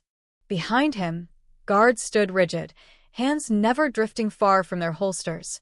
Across the aisle, Emily Carter's parents sat side by side, fingers interlaced so tightly their knuckles had turned white, bracing themselves for a confrontation they had waited more than 20 years to endure. When the judge entered, the room rose as one, then settled back into silence that felt brittle enough to shatter. The prosecution opened with a timeline that spanned continents and decades, weaving a chilling narrative of calculated violence, manipulation, and erasure. They spoke of warehouse corridors and stolen drugs, of whispered plans and midnight phone calls, of muddy boots crossing a threshold that would become a grave.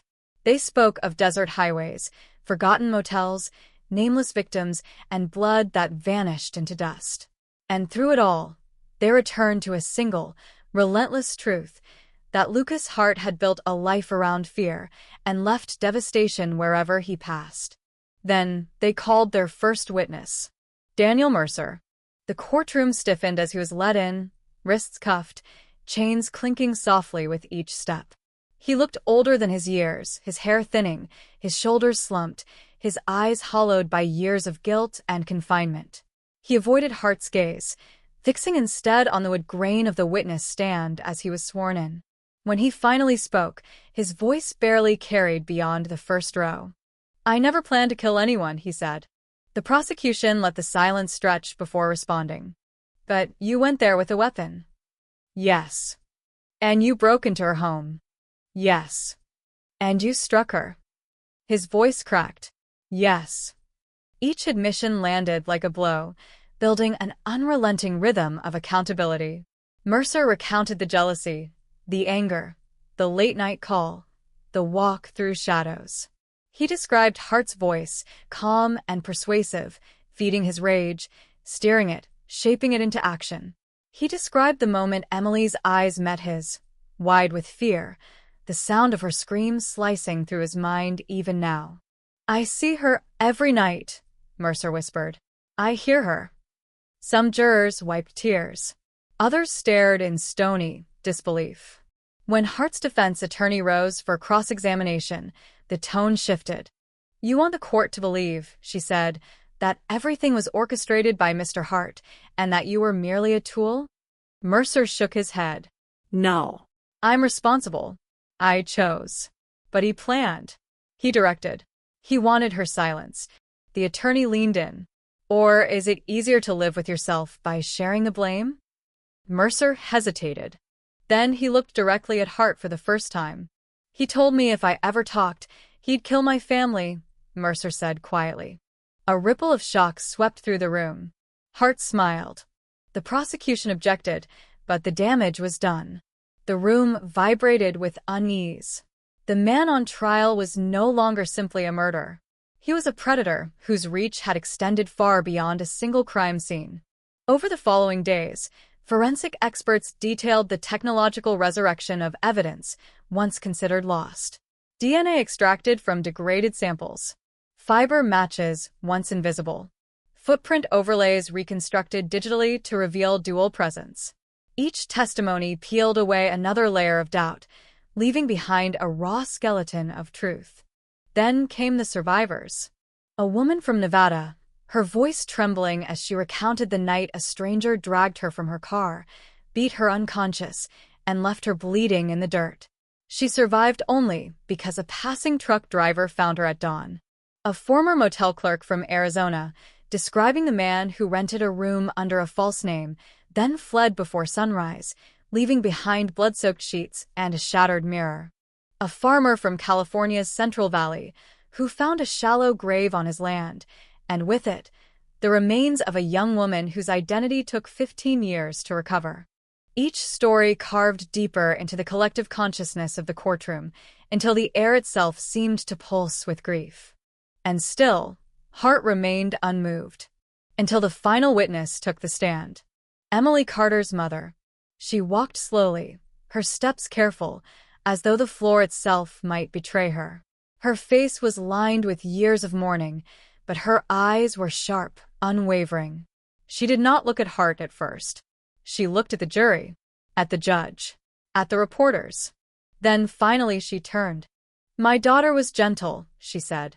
"She healed animals. She trusted people.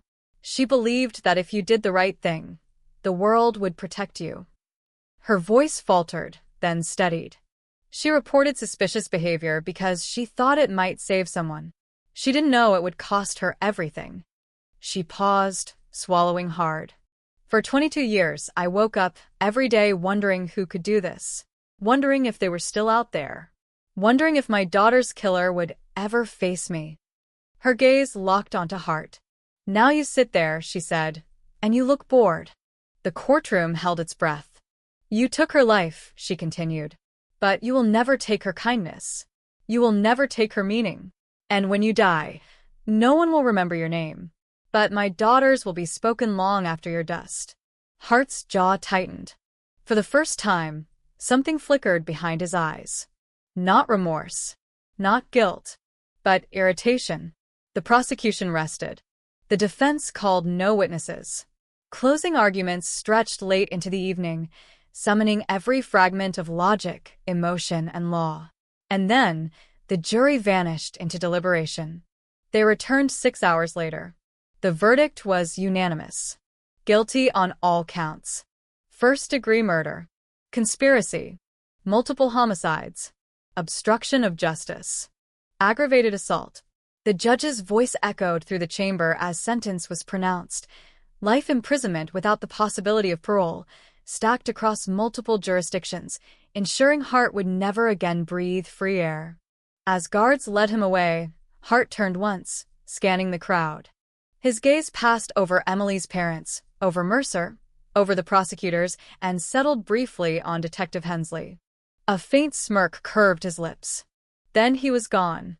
In the weeks that followed, the magnitude of the case continued to unfold. Cold files across the western United States were reopened. Unidentified remains were re-examined. DNA databases were combed. Families long resigned to uncertainty received phone calls that altered the course of their lives. Some wept. Some screamed. Some simply sat in stunned silence, unable to process the idea that answers, after decades of waiting, had finally arrived. Yet closure proved elusive, because knowing how someone died did not explain why they had been chosen, and knowing who committed the crime did not restore what had been stolen. For Emily's parents, justice felt distant, abstract, inadequate. They returned to her grave one quiet afternoon, placing fresh flowers, tracing her name carved in cold stone. "He's in prison," her father whispered. "It's over." But the wind through the trees offered no comfort, because some endings do not end. They linger. They echo. They settle into the bones of those left behind. And even as the world moved forward, as headlines faded and public attention drifted, the shadow of 1998 still clung to the corners of memory, reminding everyone that time does not heal all wounds. Some it only preserves, waiting for the next crack. Prison is a place where time does not pass. It pools. It stagnates. It settles into the corners of concrete and steel, thick and unmoving, until every breath feels borrowed and every thought echoes back too loudly. For Daniel Mercer, life behind bars became an endless loop of nights without sleep and days without purpose. The clang of metal doors, the hollow shuffle of footsteps in the corridor, the distant shouts that bled through the walls, all of it fused into a single, suffocating soundscape. But beneath the noise, deeper than the steel and the locks, something else lived. Memory. Every night, Emily's face returned. Not as she appeared in photographs, smiling, sunlight in her hair, but as she had been in those final seconds, eyes wide, breath broken, fear blooming across her features as realization dawned. Mercer tried to pray. He tried to forget. He tried to justify. Nothing worked. In solitary moments, when the world narrowed to a slab of concrete and a flickering fluorescent bulb, his mind replayed the night in merciless detail. The smell of wet earth on his boots. The scrape of metal against wood. The sudden, unbearable intimacy of another person's terror. Guilt became a physical sensation, a weight pressing into his chest until breathing felt optional. Psychologists labeled it post-traumatic stress disorder, complicated by profound moral injury. Mercer called it hell. He wrote letters he never sent. Pages upon pages of apology addressed to Emily's parents, to her friends, to strangers he had never met but whose lives he had irreparably damaged. He tore them up one by one, convinced that no words deserved to exist after what he had done. And yet, amid the collapse, something unexpected surfaced. Fear. Not of punishment, but of heart. Even behind reinforced walls and armed patrols, Mercer felt hunted. Because Hart was still alive. Still breathing. Still watching. They were housed in separate high-security facilities, hundreds of miles apart. But in Mercer's mind, distance meant nothing. Hart's presence seeped through steel and concrete, a psychological contagion that refused to fade. Every unexpected sound jolted Mercer awake. Every unfamiliar voice triggered panic. Every shadow became a threat. During one session with a prison psychiatrist, Mercer finally voiced the terror he could no longer contain. "He's not finished with me," he whispered. The doctor leaned forward. "Lucas Hart is in permanent isolation. He cannot reach you." Mercer shook his head. "He doesn't need to. He lives in my head. And he always will." While Mercer deteriorated, Hart evolved. Inside his cell, under constant surveillance, Hart transformed confinement into a performance. He alternated between chilling silence and sudden, calculated engagement. He requested books on psychology, criminal law, forensic science. He studied the systems that had trapped him, mapping their weaknesses with methodical precision. Guards reported that he spoke rarely, but when he did, his words were surgical. "He treats people like puzzles," one officer noted. "Not humans. Just things to figure out." Investigators, meanwhile, continued to unearth fragments of Hart's past, each more disturbing than the last. Foster care records revealed a childhood steeped in neglect and abuse. Teachers described a boy who oscillated between intense charm and explosive violence.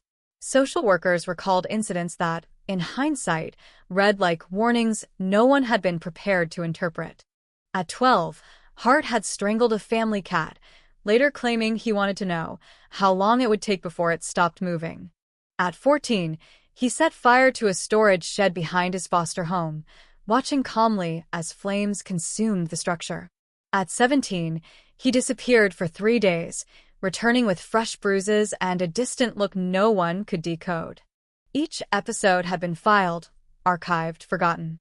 Together, they painted a portrait of inevitability.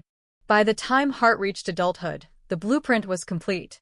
What society had failed to contain, it now struggled to comprehend. Yet the most unsettling discovery came from an overlooked police report dated 1996, 2 years before Emily's death.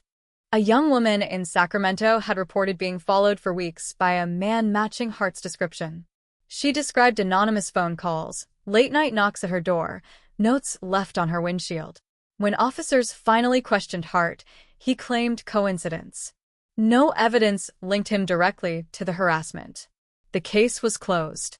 6 months later, the woman vanished. Her body was never found. For Emily's family, the accumulation of these truths did not bring clarity. It brought anger. Anger at institutions that missed warning signs. Anger at procedures that favored convenience over caution. Anger at a world that allowed a predator to walk freely long enough to destroy countless lives. Emily's parents began attending hearings, advocacy events, conferences focused on cold case reform and victim protection. Their grief transformed into resolve. They spoke publicly about Emily, about the dangers of institutional silence, about the fragile line between oversight and catastrophe. She tried to do the right thing, her mother told a crowded auditorium. And the system failed her. "We cannot let that happen again." Their voices carried. Legislation followed. Stricter reporting protocols. Mandatory law enforcement referrals for workplace crime allegations. Expanded funding for forensic testing. Small changes. Hard won. Too late for Emily, but perhaps not for someone else. In prison, Mercer followed these developments through scraps of newspaper and brief television glimpses. He read every article about Emily, every interview with her parents, every mention of Hart. Each story carved deeper into his sense of irreparable loss. One afternoon, a guard handed him an envelope. No return address. Inside was a single sheet of paper. No greeting. No signature. Just 6 words, scrawled in tight, angular handwriting. You're still breathing. That can change. Mercer stared at the words until the paper blurred. Investigators traced the note to a compromised mail system inside Hart's facility. The message had passed through multiple intermediaries, each unaware of its content, manipulated into carrying a threat without realizing it. Hart had found a way. Even in isolation. Even in chains. The psychological warfare intensified. Mercer was relocated. Placed under protective custody. His routines altered. His contacts restricted.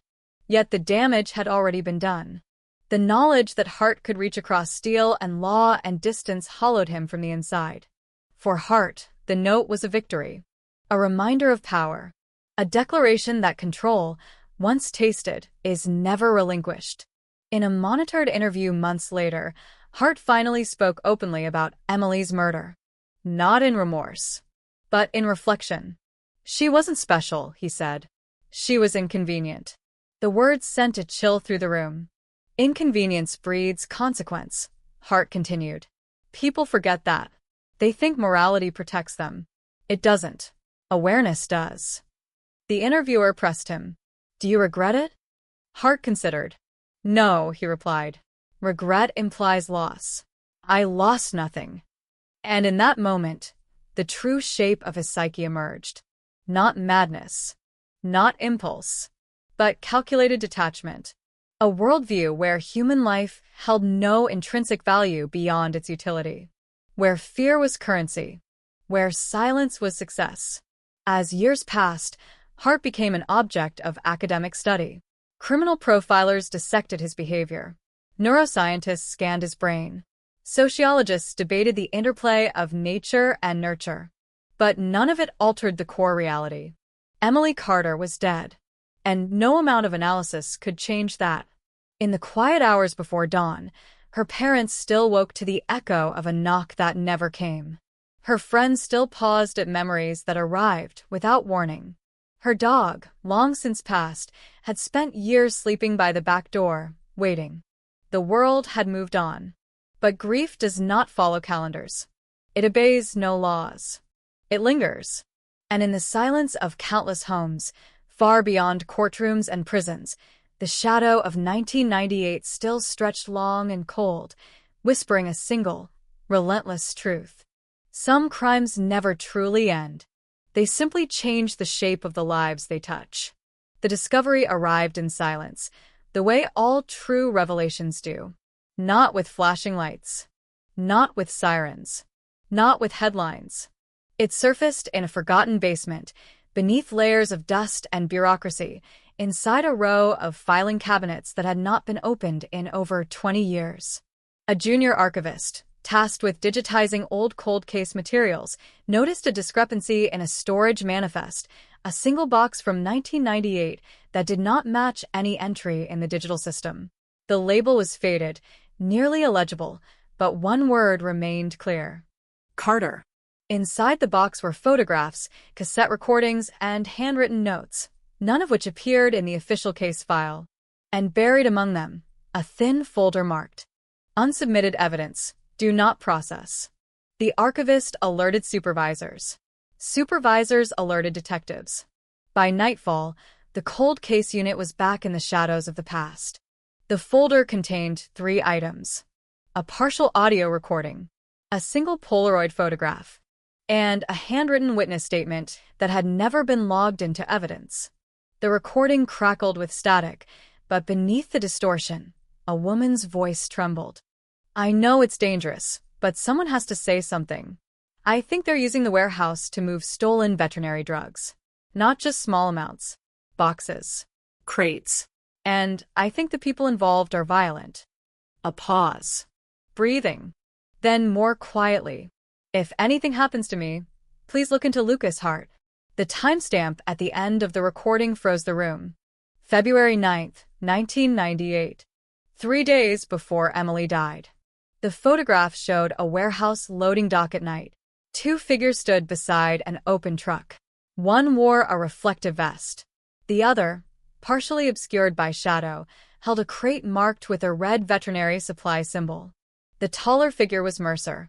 The shorter one was Hart. The witness statement belonged to a former animal clinic employee who had quit abruptly in early 1998, then vanished from the city. She claimed Emily had confided in her fears, had shown her invoices, delivery slips, and inventory discrepancies that pointed toward an organized theft ring. The statement ended with a chilling line. She told me if anything happened to her, it would not be an accident. Why had this evidence never been processed? Why had it been sealed? The question detonated another investigation.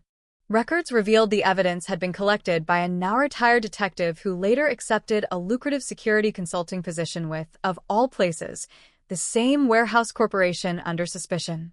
The implications were staggering. The case had not merely gone cold. It had been buried. Internal Affairs reopened the file. Emails surfaced. Memos vanished. Procedural shortcuts stacked into patterns too deliberate to dismiss. Emily's attempt to expose a criminal pipeline had not only threatened Hart, it had threatened corporate interests far larger, far more powerful, than a single warehouse employee. The drugs were being siphoned from multiple veterinary clinics, sold through underground distributors, and channeled into black market pharmaceutical networks. Hart had been a runner. Mercer, a driver. But above them stood layers of management, logistics coordinators, and financial conduits. A criminal ecosystem, hiding in plain sight. And Emily had stumbled into its center. Suddenly, her murder took on a horrifying new dimension. This was no longer just revenge. It was silencing, elimination, containment. The cold case unit cross-referenced shipping logs from the 1990s, tracing routes, invoices, and anomalies. Patterns emerged. Entire truckloads diverted. Inventory losses quietly written off.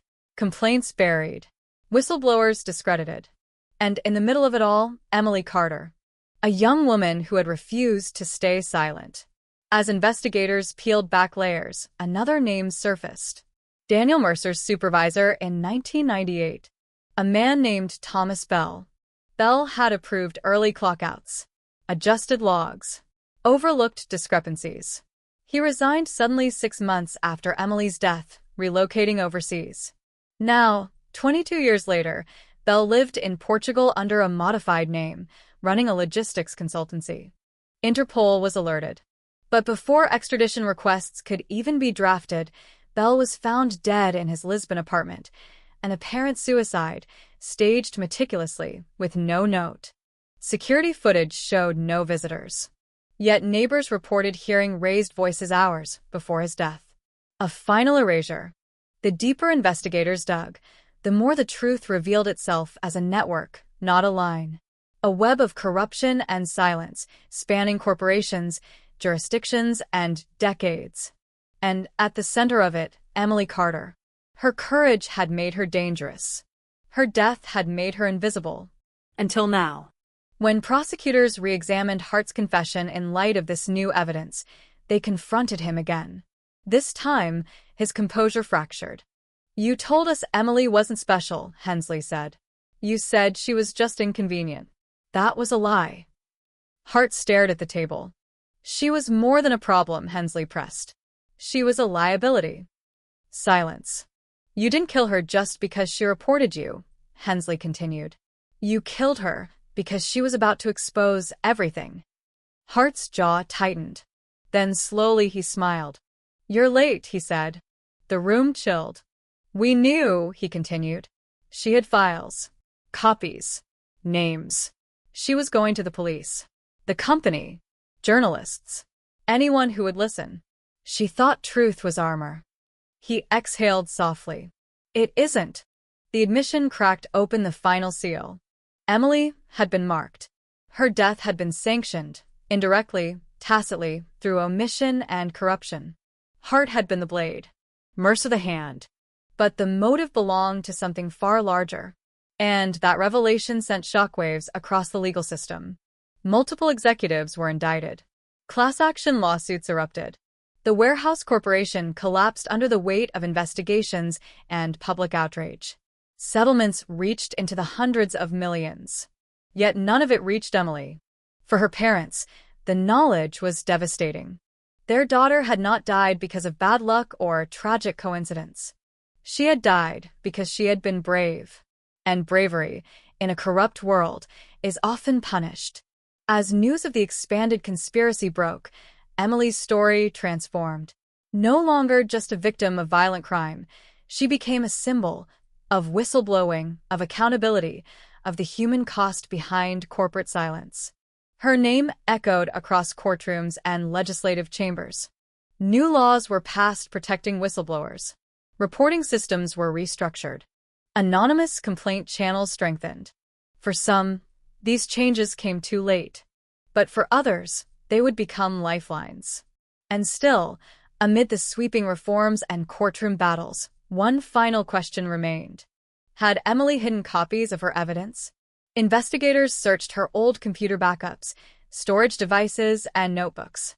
Nothing surfaced. But a year after Hart's conviction, a package arrived at the cold case unit. No return address. No postage stamp. Just a cardboard box, sealed with tape.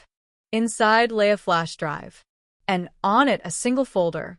E. Carter, 1998. Contained within were scanned invoices, shipping logs, handwritten notes, photographs, and recordings, a complete archive of the operation she had uncovered. At the bottom of the folder, a short video file waited. The timestamp, February 10th, 1998, 2 days before her death. Emily sat at her kitchen table, the same one that would later hold shattered ceramic and spilled coffee. She looked tired, but determined. "If you're watching this," she said softly, "something has happened to me. And if that's true, then please don't let this disappear." She paused, swallowing. "I was scared, but I couldn't stop. Because once you know something is wrong, not doing anything becomes a choice. And I don't want to be that person." Her eyes lifted to the camera. "Tell my parents I love them." The file ended. No goodbye. No final words. Just silence. The room stood frozen.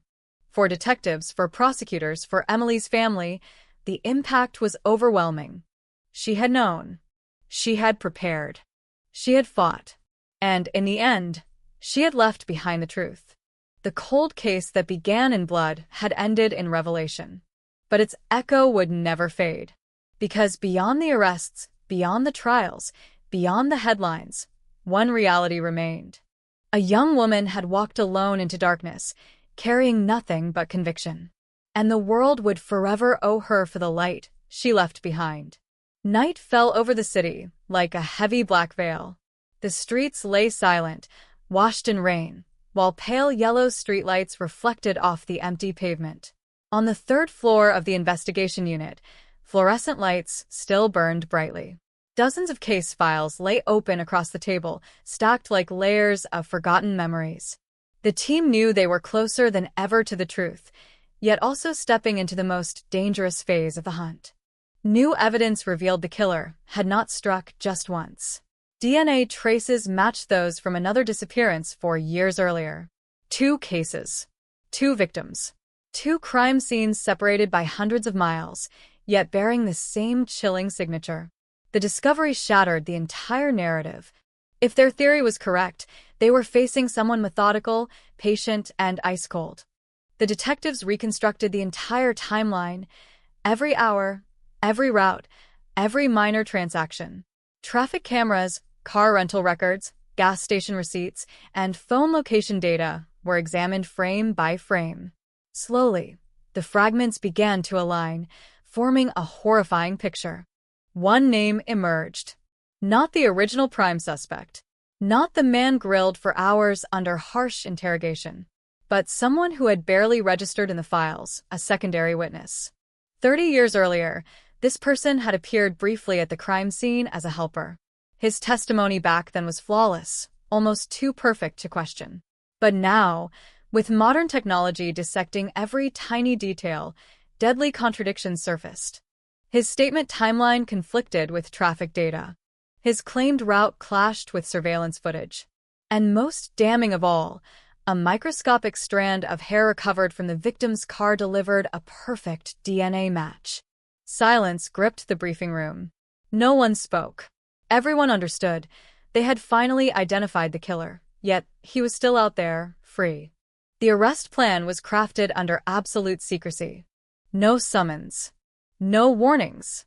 Only a meticulously designed trap. One final move. The plan unfolded in near silence, whispered across encrypted lines and scribbled onto white boards that would be wiped clean before dawn. Every movement calculated to the second, every risk weighed against the cost of hesitation, because this was no longer just about justice, it was about survival, about cornering a predator who had already proven he could vanish without a trace, leaving nothing behind but grief and unanswered questions, and if they made a single mistake, he would slip back into the shadows, and the cold case would become cold once more, perhaps forever. The suspect lived alone in a modest suburban house on the edge of the city, a quiet street lined with identical homes, manicured lawns, and dim porch lights, the kind of place where nothing ever seemed to happen, where neighbors waved politely but rarely spoke, where routine was king and suspicion never took root, and yet, behind one of those closed doors, the past lay coiled like a loaded weapon, waiting to be uncovered. Surveillance teams had been watching the property for days, cataloging every entrance and exit, every visitor, every delivery truck, every flicker of movement behind the curtains, building a pattern, hunting for weakness, learning the rhythm of a life that had hidden monstrous secrets for nearly 3 decades. He left for work at exactly 6:42 a.m. every weekday. He returned at 7:13 p.m., never earlier, never later. He bought groceries every Thursday. He took out the trash every Sunday night. His lights went out at 11:17 p.m. with mechanical precision. Routine, control, discipline. The hallmarks of someone who had trained himself never to leave room for chance. But no one is perfect. At 12:46 a.m., a delivery truck turned slowly into the street, its headlights briefly illuminating the quiet houses. It stopped 3 doors down from the suspect's home. A man stepped out, carrying a clipboard and a small box. He approached the front door, rang the bell once, then waited. Inside, the lights remained off. The street stayed silent.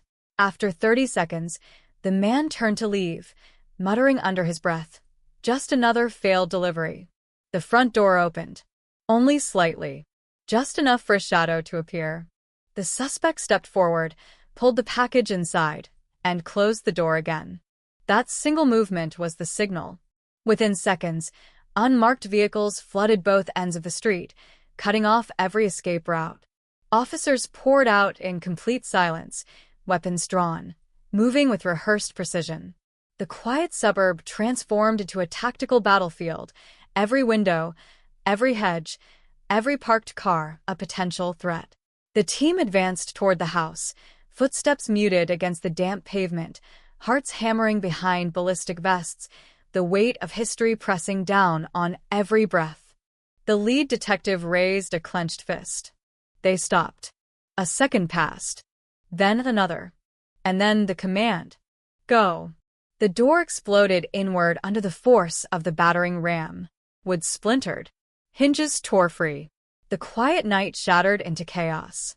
Officers surged into the house, shouting commands, sweeping through the rooms with blinding speed, clearing corners, checking closets, scanning staircases, weapons trained, fingers tense on triggers. Police. Get on the ground. Now. For a fraction of a second, there was no movement. Then a figure appeared at the top of the stairs. The suspect stood frozen, eyes wide, face drained of color, hands slowly rising into the air as if his body had decided to surrender before his mind could catch up. He wore a plain white t-shirt, pajama pants, bare feet against the cold wood of the floor. No weapon. No resistance, just shock. They cuffed him where he stood. The cold metal snapped shut around his wrists, the sound echoing unnaturally loud in the silent house. The moment was over almost as quickly as it had begun, the arrest swift, clean, precise. And yet, every officer present felt the weight of it settle into their bones, the culmination of 30 years of unanswered questions, of families waiting, of ghosts that had never been allowed to rest. As they led him down the stairs and out into the night, the neighbors' porch lights began to flick on one by one, drawn by the sudden presence of police vehicles and flashing red and blue lights. Curtains shifted. Doors cracked open. Whispers traveled across the street like a current of electricity. Shock rippled through the quiet community, the sudden realization that evil had been living among them, blending seamlessly into their daily routines, sharing sidewalks, passing smiles, exchanging pleasantries, all while carrying a past soaked in blood. At headquarters, the interrogation room waited. Bare walls, a metal table, 2 chairs, a single camera mounted high in the corner, its unblinking lens ready to capture every twitch, every hesitation, every lie. The suspect was seated, cuffs removed but hands resting flat on the table, eyes fixed on a spot just beyond the detective's shoulders, jaw clenched, breathing shallow.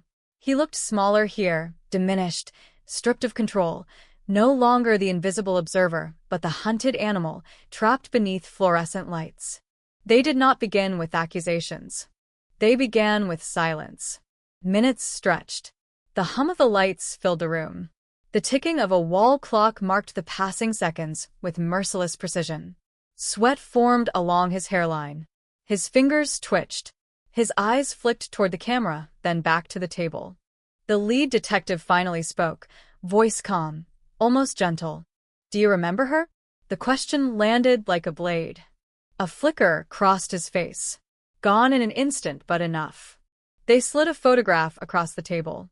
A faded image, edges worn soft by time, of a young woman smiling into the sun, unaware that her life would soon be reduced to a missing person file, a line in a police ledger, a memory carried by those who loved her.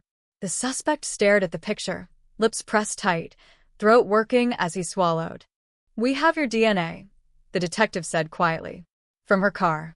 From another victim 4 years earlier. From evidence that was invisible to us back then, but undeniable now. There's nowhere left to hide." Silence. His jaw tightened. His nostrils flared. His eyes finally lifted, meeting the detective's gaze for the first time. "You think you know everything," he said, his voice hoarse, uneven. "You think technology makes you gods." "No," the detective replied. "It just makes the truth harder to escape." Hours passed. They laid out the timeline, the contradictions, the surveillance footage, the traffic data, the receipts, the microscopic hair that had survived decades in an evidence locker, waiting for science to catch up. Piece by piece, the walls closed in. The suspect's carefully constructed reality began to fracture, cracks spreading across the facade he had maintained for half his life. His breathing grew erratic. His hands trembled. His composure crumbled. Finally, he leaned forward, elbows on the table, face buried in his palms. "It wasn't supposed to happen like that," he whispered. The room seemed to shrink. The detective said nothing. "I didn't plan it," he continued, voice shaking. "I just lost control." She screamed. "I panicked. Everything spiraled. And then it was over." The words hung in the air, heavy, irreversible. A confession. But not closure. Because even as he spoke, as he admitted fragments of the truth, questions remained. Details blurred. Timelines shifted. Motives dissolved into vague explanations. The deeper they dug, the more tangled the narrative became, until it was clear that his mind had rewritten the past so many times that even he no longer knew which version was real. And beyond the confession lay another chilling realization. There might be more victims. Files were reopened. Missing persons cases from neighboring states were re-examined. Unidentified remains were compared. Old evidence was retested. The scope of the investigation expanded, radiating outward like shockwaves from a single point of impact, threatening to uncover a far darker legacy than anyone had imagined. News of the arrest broke before dawn. California 1998 cold case solved. DNA twist leads to midnight arrest. The headline exploded across television screens, news sites, and social media feeds within minutes. Anchors spoke in hushed, dramatic tones. Breaking news banners pulsed red. Commentators speculated. Armchair detectives dissected every known detail. The community awoke to the stunning revelation that a decades-old nightmare had finally been dragged into the light. Outside the courthouse, cameras crowded the steps. Reporters jostled for position. Microphones thrust forward, eager to capture any word, any hint, any confirmation. Families of the victims gathered in silence, clutching photographs, gripping each other's hands, eyes fixed on the doors through which the suspect would soon pass, their emotions a tangled storm of relief, anger, grief, and disbelief. When he emerged, flanked by officers, his face was blank, unreadable, hidden behind the shadow of a baseball cap. The crowd erupted into shouts, questions, accusations. He did not look up. He did not respond. He simply walked, step by step, into the building, carrying the weight of countless unanswered prayers and unfinished goodbyes. For the detectives, the moment was both victory and burden. They had solved the case. But the cost of that solution stretched far beyond the walls of the interrogation room. Because every cold case is not just a puzzle to be completed, not just a crime to be closed, but a wound that is never healed, a scar carried by families and communities who have lived for years in the shadow of uncertainty, clinging to hope, fearing the worst, trapped between memory and absence. And even now, with handcuffs secured and headlines blazing, the story was not yet finished. The truth, once uncovered, had a way of expanding. And in the depths of forgotten files and neglected evidence lockers, more secrets waited, silent and patient, ready to rise. The night of the arrest had ended, but the echo of what had been done, and what might still remain hidden, had only just begun. The city woke beneath a sky the color of old steel, clouds hanging low and heavy, as if the air itself were still struggling to absorb what had happened in the dark hours before dawn. Because some truths do not arrive gently, they crash through the fragile walls of routine and certainty, leaving behind silence, disbelief, and a deep, unsettling awareness that the past is never truly buried. It only waits, patient and persistent, for the moment it can rise again. Inside the courthouse, the air was thick with tension. Wooden benches creaked beneath the shifting weight of spectators. Camera shutters clicked in relentless bursts. The low murmur of voices blended into a nervous hum. At the center of it all, the suspect sat motionless, his hands folded, his face rigid, eyes fixed forward as though staring into a place no one else could see. Around him, the machinery of justice began to move, slow but unstoppable, grinding forward with the accumulated force of 3 decades of unanswered questions. The charges were read aloud, each word landing with surgical precision, each count a blade cutting deeper into the illusion that time could erase guilt. Murder, Kidnapping, obstruction, evidence tampering. The list grew longer, heavier, more damning. With every sentence, the weight of the room shifted, as if gravity itself had increased. Family members of the victims listened in silence, some gripping tissues, others clutching faded photographs, their faces etched with lines carved by years of waiting, years of hope, years of despair that had never quite learned how to become acceptance. When the judge denied bail, a collective exhale rippled through the courtroom. Not relief, not satisfaction, something more complex. A fragile sense of safety, finally restored, yet shadowed by the knowledge that nothing could undo what had already been done. No ruling, no sentence, no verdict could return what had been stolen. At best, it could only draw a line beneath the horror and say, "It ends here." But endings in cases like these are rarely clean. Outside, the media storm intensified. Headlines screamed. Analysts debated. Former detectives weighed in.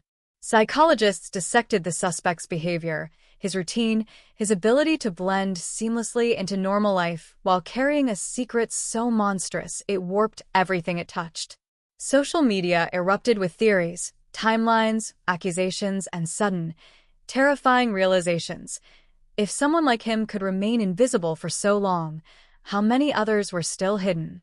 Across the state, in quiet homes and dimly lit bedrooms, people lay awake, staring at ceilings, replaying news segments in their minds, wondering about the thin line that separated ordinary neighbors from potential predators, about how easily evil could slip between the cracks of everyday life.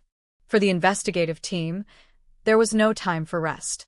The confession, fragmented and inconsistent, had opened more doors than it had closed. Names, locations, partial memories, half-spoken details, all of it poured into a growing web of possibilities. Files long buried were pulled from dusty shelves. Evidence boxes sealed decades earlier were reopened. Cold cases from neighboring jurisdictions were cross-referenced, timelines compared, patterns analyzed. Every unexplained disappearance, every unsolved murder, every unidentified set of remains suddenly carried new weight. Each night, long after the building emptied, lights still burned in the task force office. Detectives leaned over maps and flowcharts, tracing invisible connections, chasing shadows that refused to stand still. Coffee cups multiplied. Eyes grew red. Voices dropped to hoarse whispers. The deeper they dug, the more unsettling the picture became. Because there were gaps. Months. Sometimes years. Unaccounted for stretches of time in the suspect's life, where his movements blurred, where records thinned, where memories contradicted themselves. Places where he claimed to be working, yet payroll logs were missing. Trips he said never happened, yet credit card records suggested otherwise. Small towns, remote highways, forgotten motels, abandoned rest stops, locations that now glowed like warning beacons on digital maps. And with each new lead came another family, another story, another fragile hope that their nightmare might finally end. One such call came from a woman in a rural county 300 miles north. Her sister had vanished in the early 2000s, last seen leaving a night shift at a diner just off the interstate. No witnesses. No suspects. No body. Only a purse found discarded near a desolate stretch of road. For 25 years, the case had sat untouched, a thin file buried among thousands. Now, after seeing the headlines, the woman felt something shift inside her, a terrible recognition, a sense that the past was finally stirring. Detectives drove through the night to meet her. They listened. They compared notes. They opened boxes. And slowly, relentlessly, the echoes of the original crime began to spread outward, touching lives far beyond that single summer night in 1998, weaving a tapestry of loss too vast to comprehend. Yet even as the investigation expanded, as new possibilities emerged, one truth remained immovable. For the family of the first victim, nothing could ever fully mend what had been broken. Her childhood bedroom still stood frozen in time, posters fading on the walls, shelves lined with dusty books, a bed neatly made, as if she might return at any moment. Her parents, now gray and stooped, moved through their days with the careful precision of people who had learned how to carry unbearable weight without collapsing. Each holiday, each birthday, each anniversary reopened wounds that had never truly healed. When they were told that the case had finally been solved, that the man responsible was in custody, their reactions defied expectation. There were no cries of triumph, no shouts of relief, only silence. A long, trembling quiet, filled with memories and unanswered questions, with all the words they had rehearsed over the years and now could not bring themselves to speak. Justice, when it comes this late, is never whole. It arrives fractured, incomplete, trailing the ghosts of everything it cannot restore. In the weeks that followed, the trial loomed like a gathering storm. Legal teams prepared their strategies. Witness lists grew. Forensic experts rehearsed their testimonies. Evidence once considered obsolete was polished into irrefutable proof. Every detail would be scrutinized, every mistake magnified, every shadow of doubt hunted down and destroyed. And through it all, the suspect remained eerily calm. In his cell, he wrote long, meandering notes that no one else could fully decipher. He requested books. He exercised. He slept. He waited. Some nights, according to guards, he stared at the wall for hours, unmoving, eyes fixed on a point just beyond reach, as if watching scenes no one else could see. Other nights, he paced his cell, muttering fragments of sentences, names without context, numbers without meaning, pieces of a puzzle only he understood. When psychologists evaluated him, they found no clear answers, no single diagnosis, no simple explanation, only a tangled web of control, compulsion, denial, and buried violence layered over decades of practiced normalcy. A mind that had learned to separate its darkest impulses from its public self with terrifying efficiency. And still, the question lingered, heavy and unresolved. Why? Why that night? Why that victim? Why the silence that followed? Some questions, they realized, would never yield satisfying answers. Because not all monsters leave footprints that logic can follow. As the trial date approached, the community braced itself. Schools held counseling sessions. Churches opened their doors for late-night vigils. Conversations lowered to hushed tones. Parents walked their children home more carefully. Doors locked a little tighter. Windows stayed lit a little longer. Even in resolution, fear had a way of lingering. Because the story had cracked something open, exposing a vulnerability people preferred to ignore, the unsettling truth that safety is often an illusion, fragile and temporary, dependent on forces far beyond our control. Yet within that darkness, something else stirred. Determination. A renewed commitment among law enforcement to reopen dormant cases, to apply new technologies, to challenge old assumptions, to refuse to let time become an excuse for inaction. Across the state, cold case units received fresh funding. Training programs expanded. Evidence lockers were reorganized. Forgotten files were digitized. Names, once written off, were spoken again.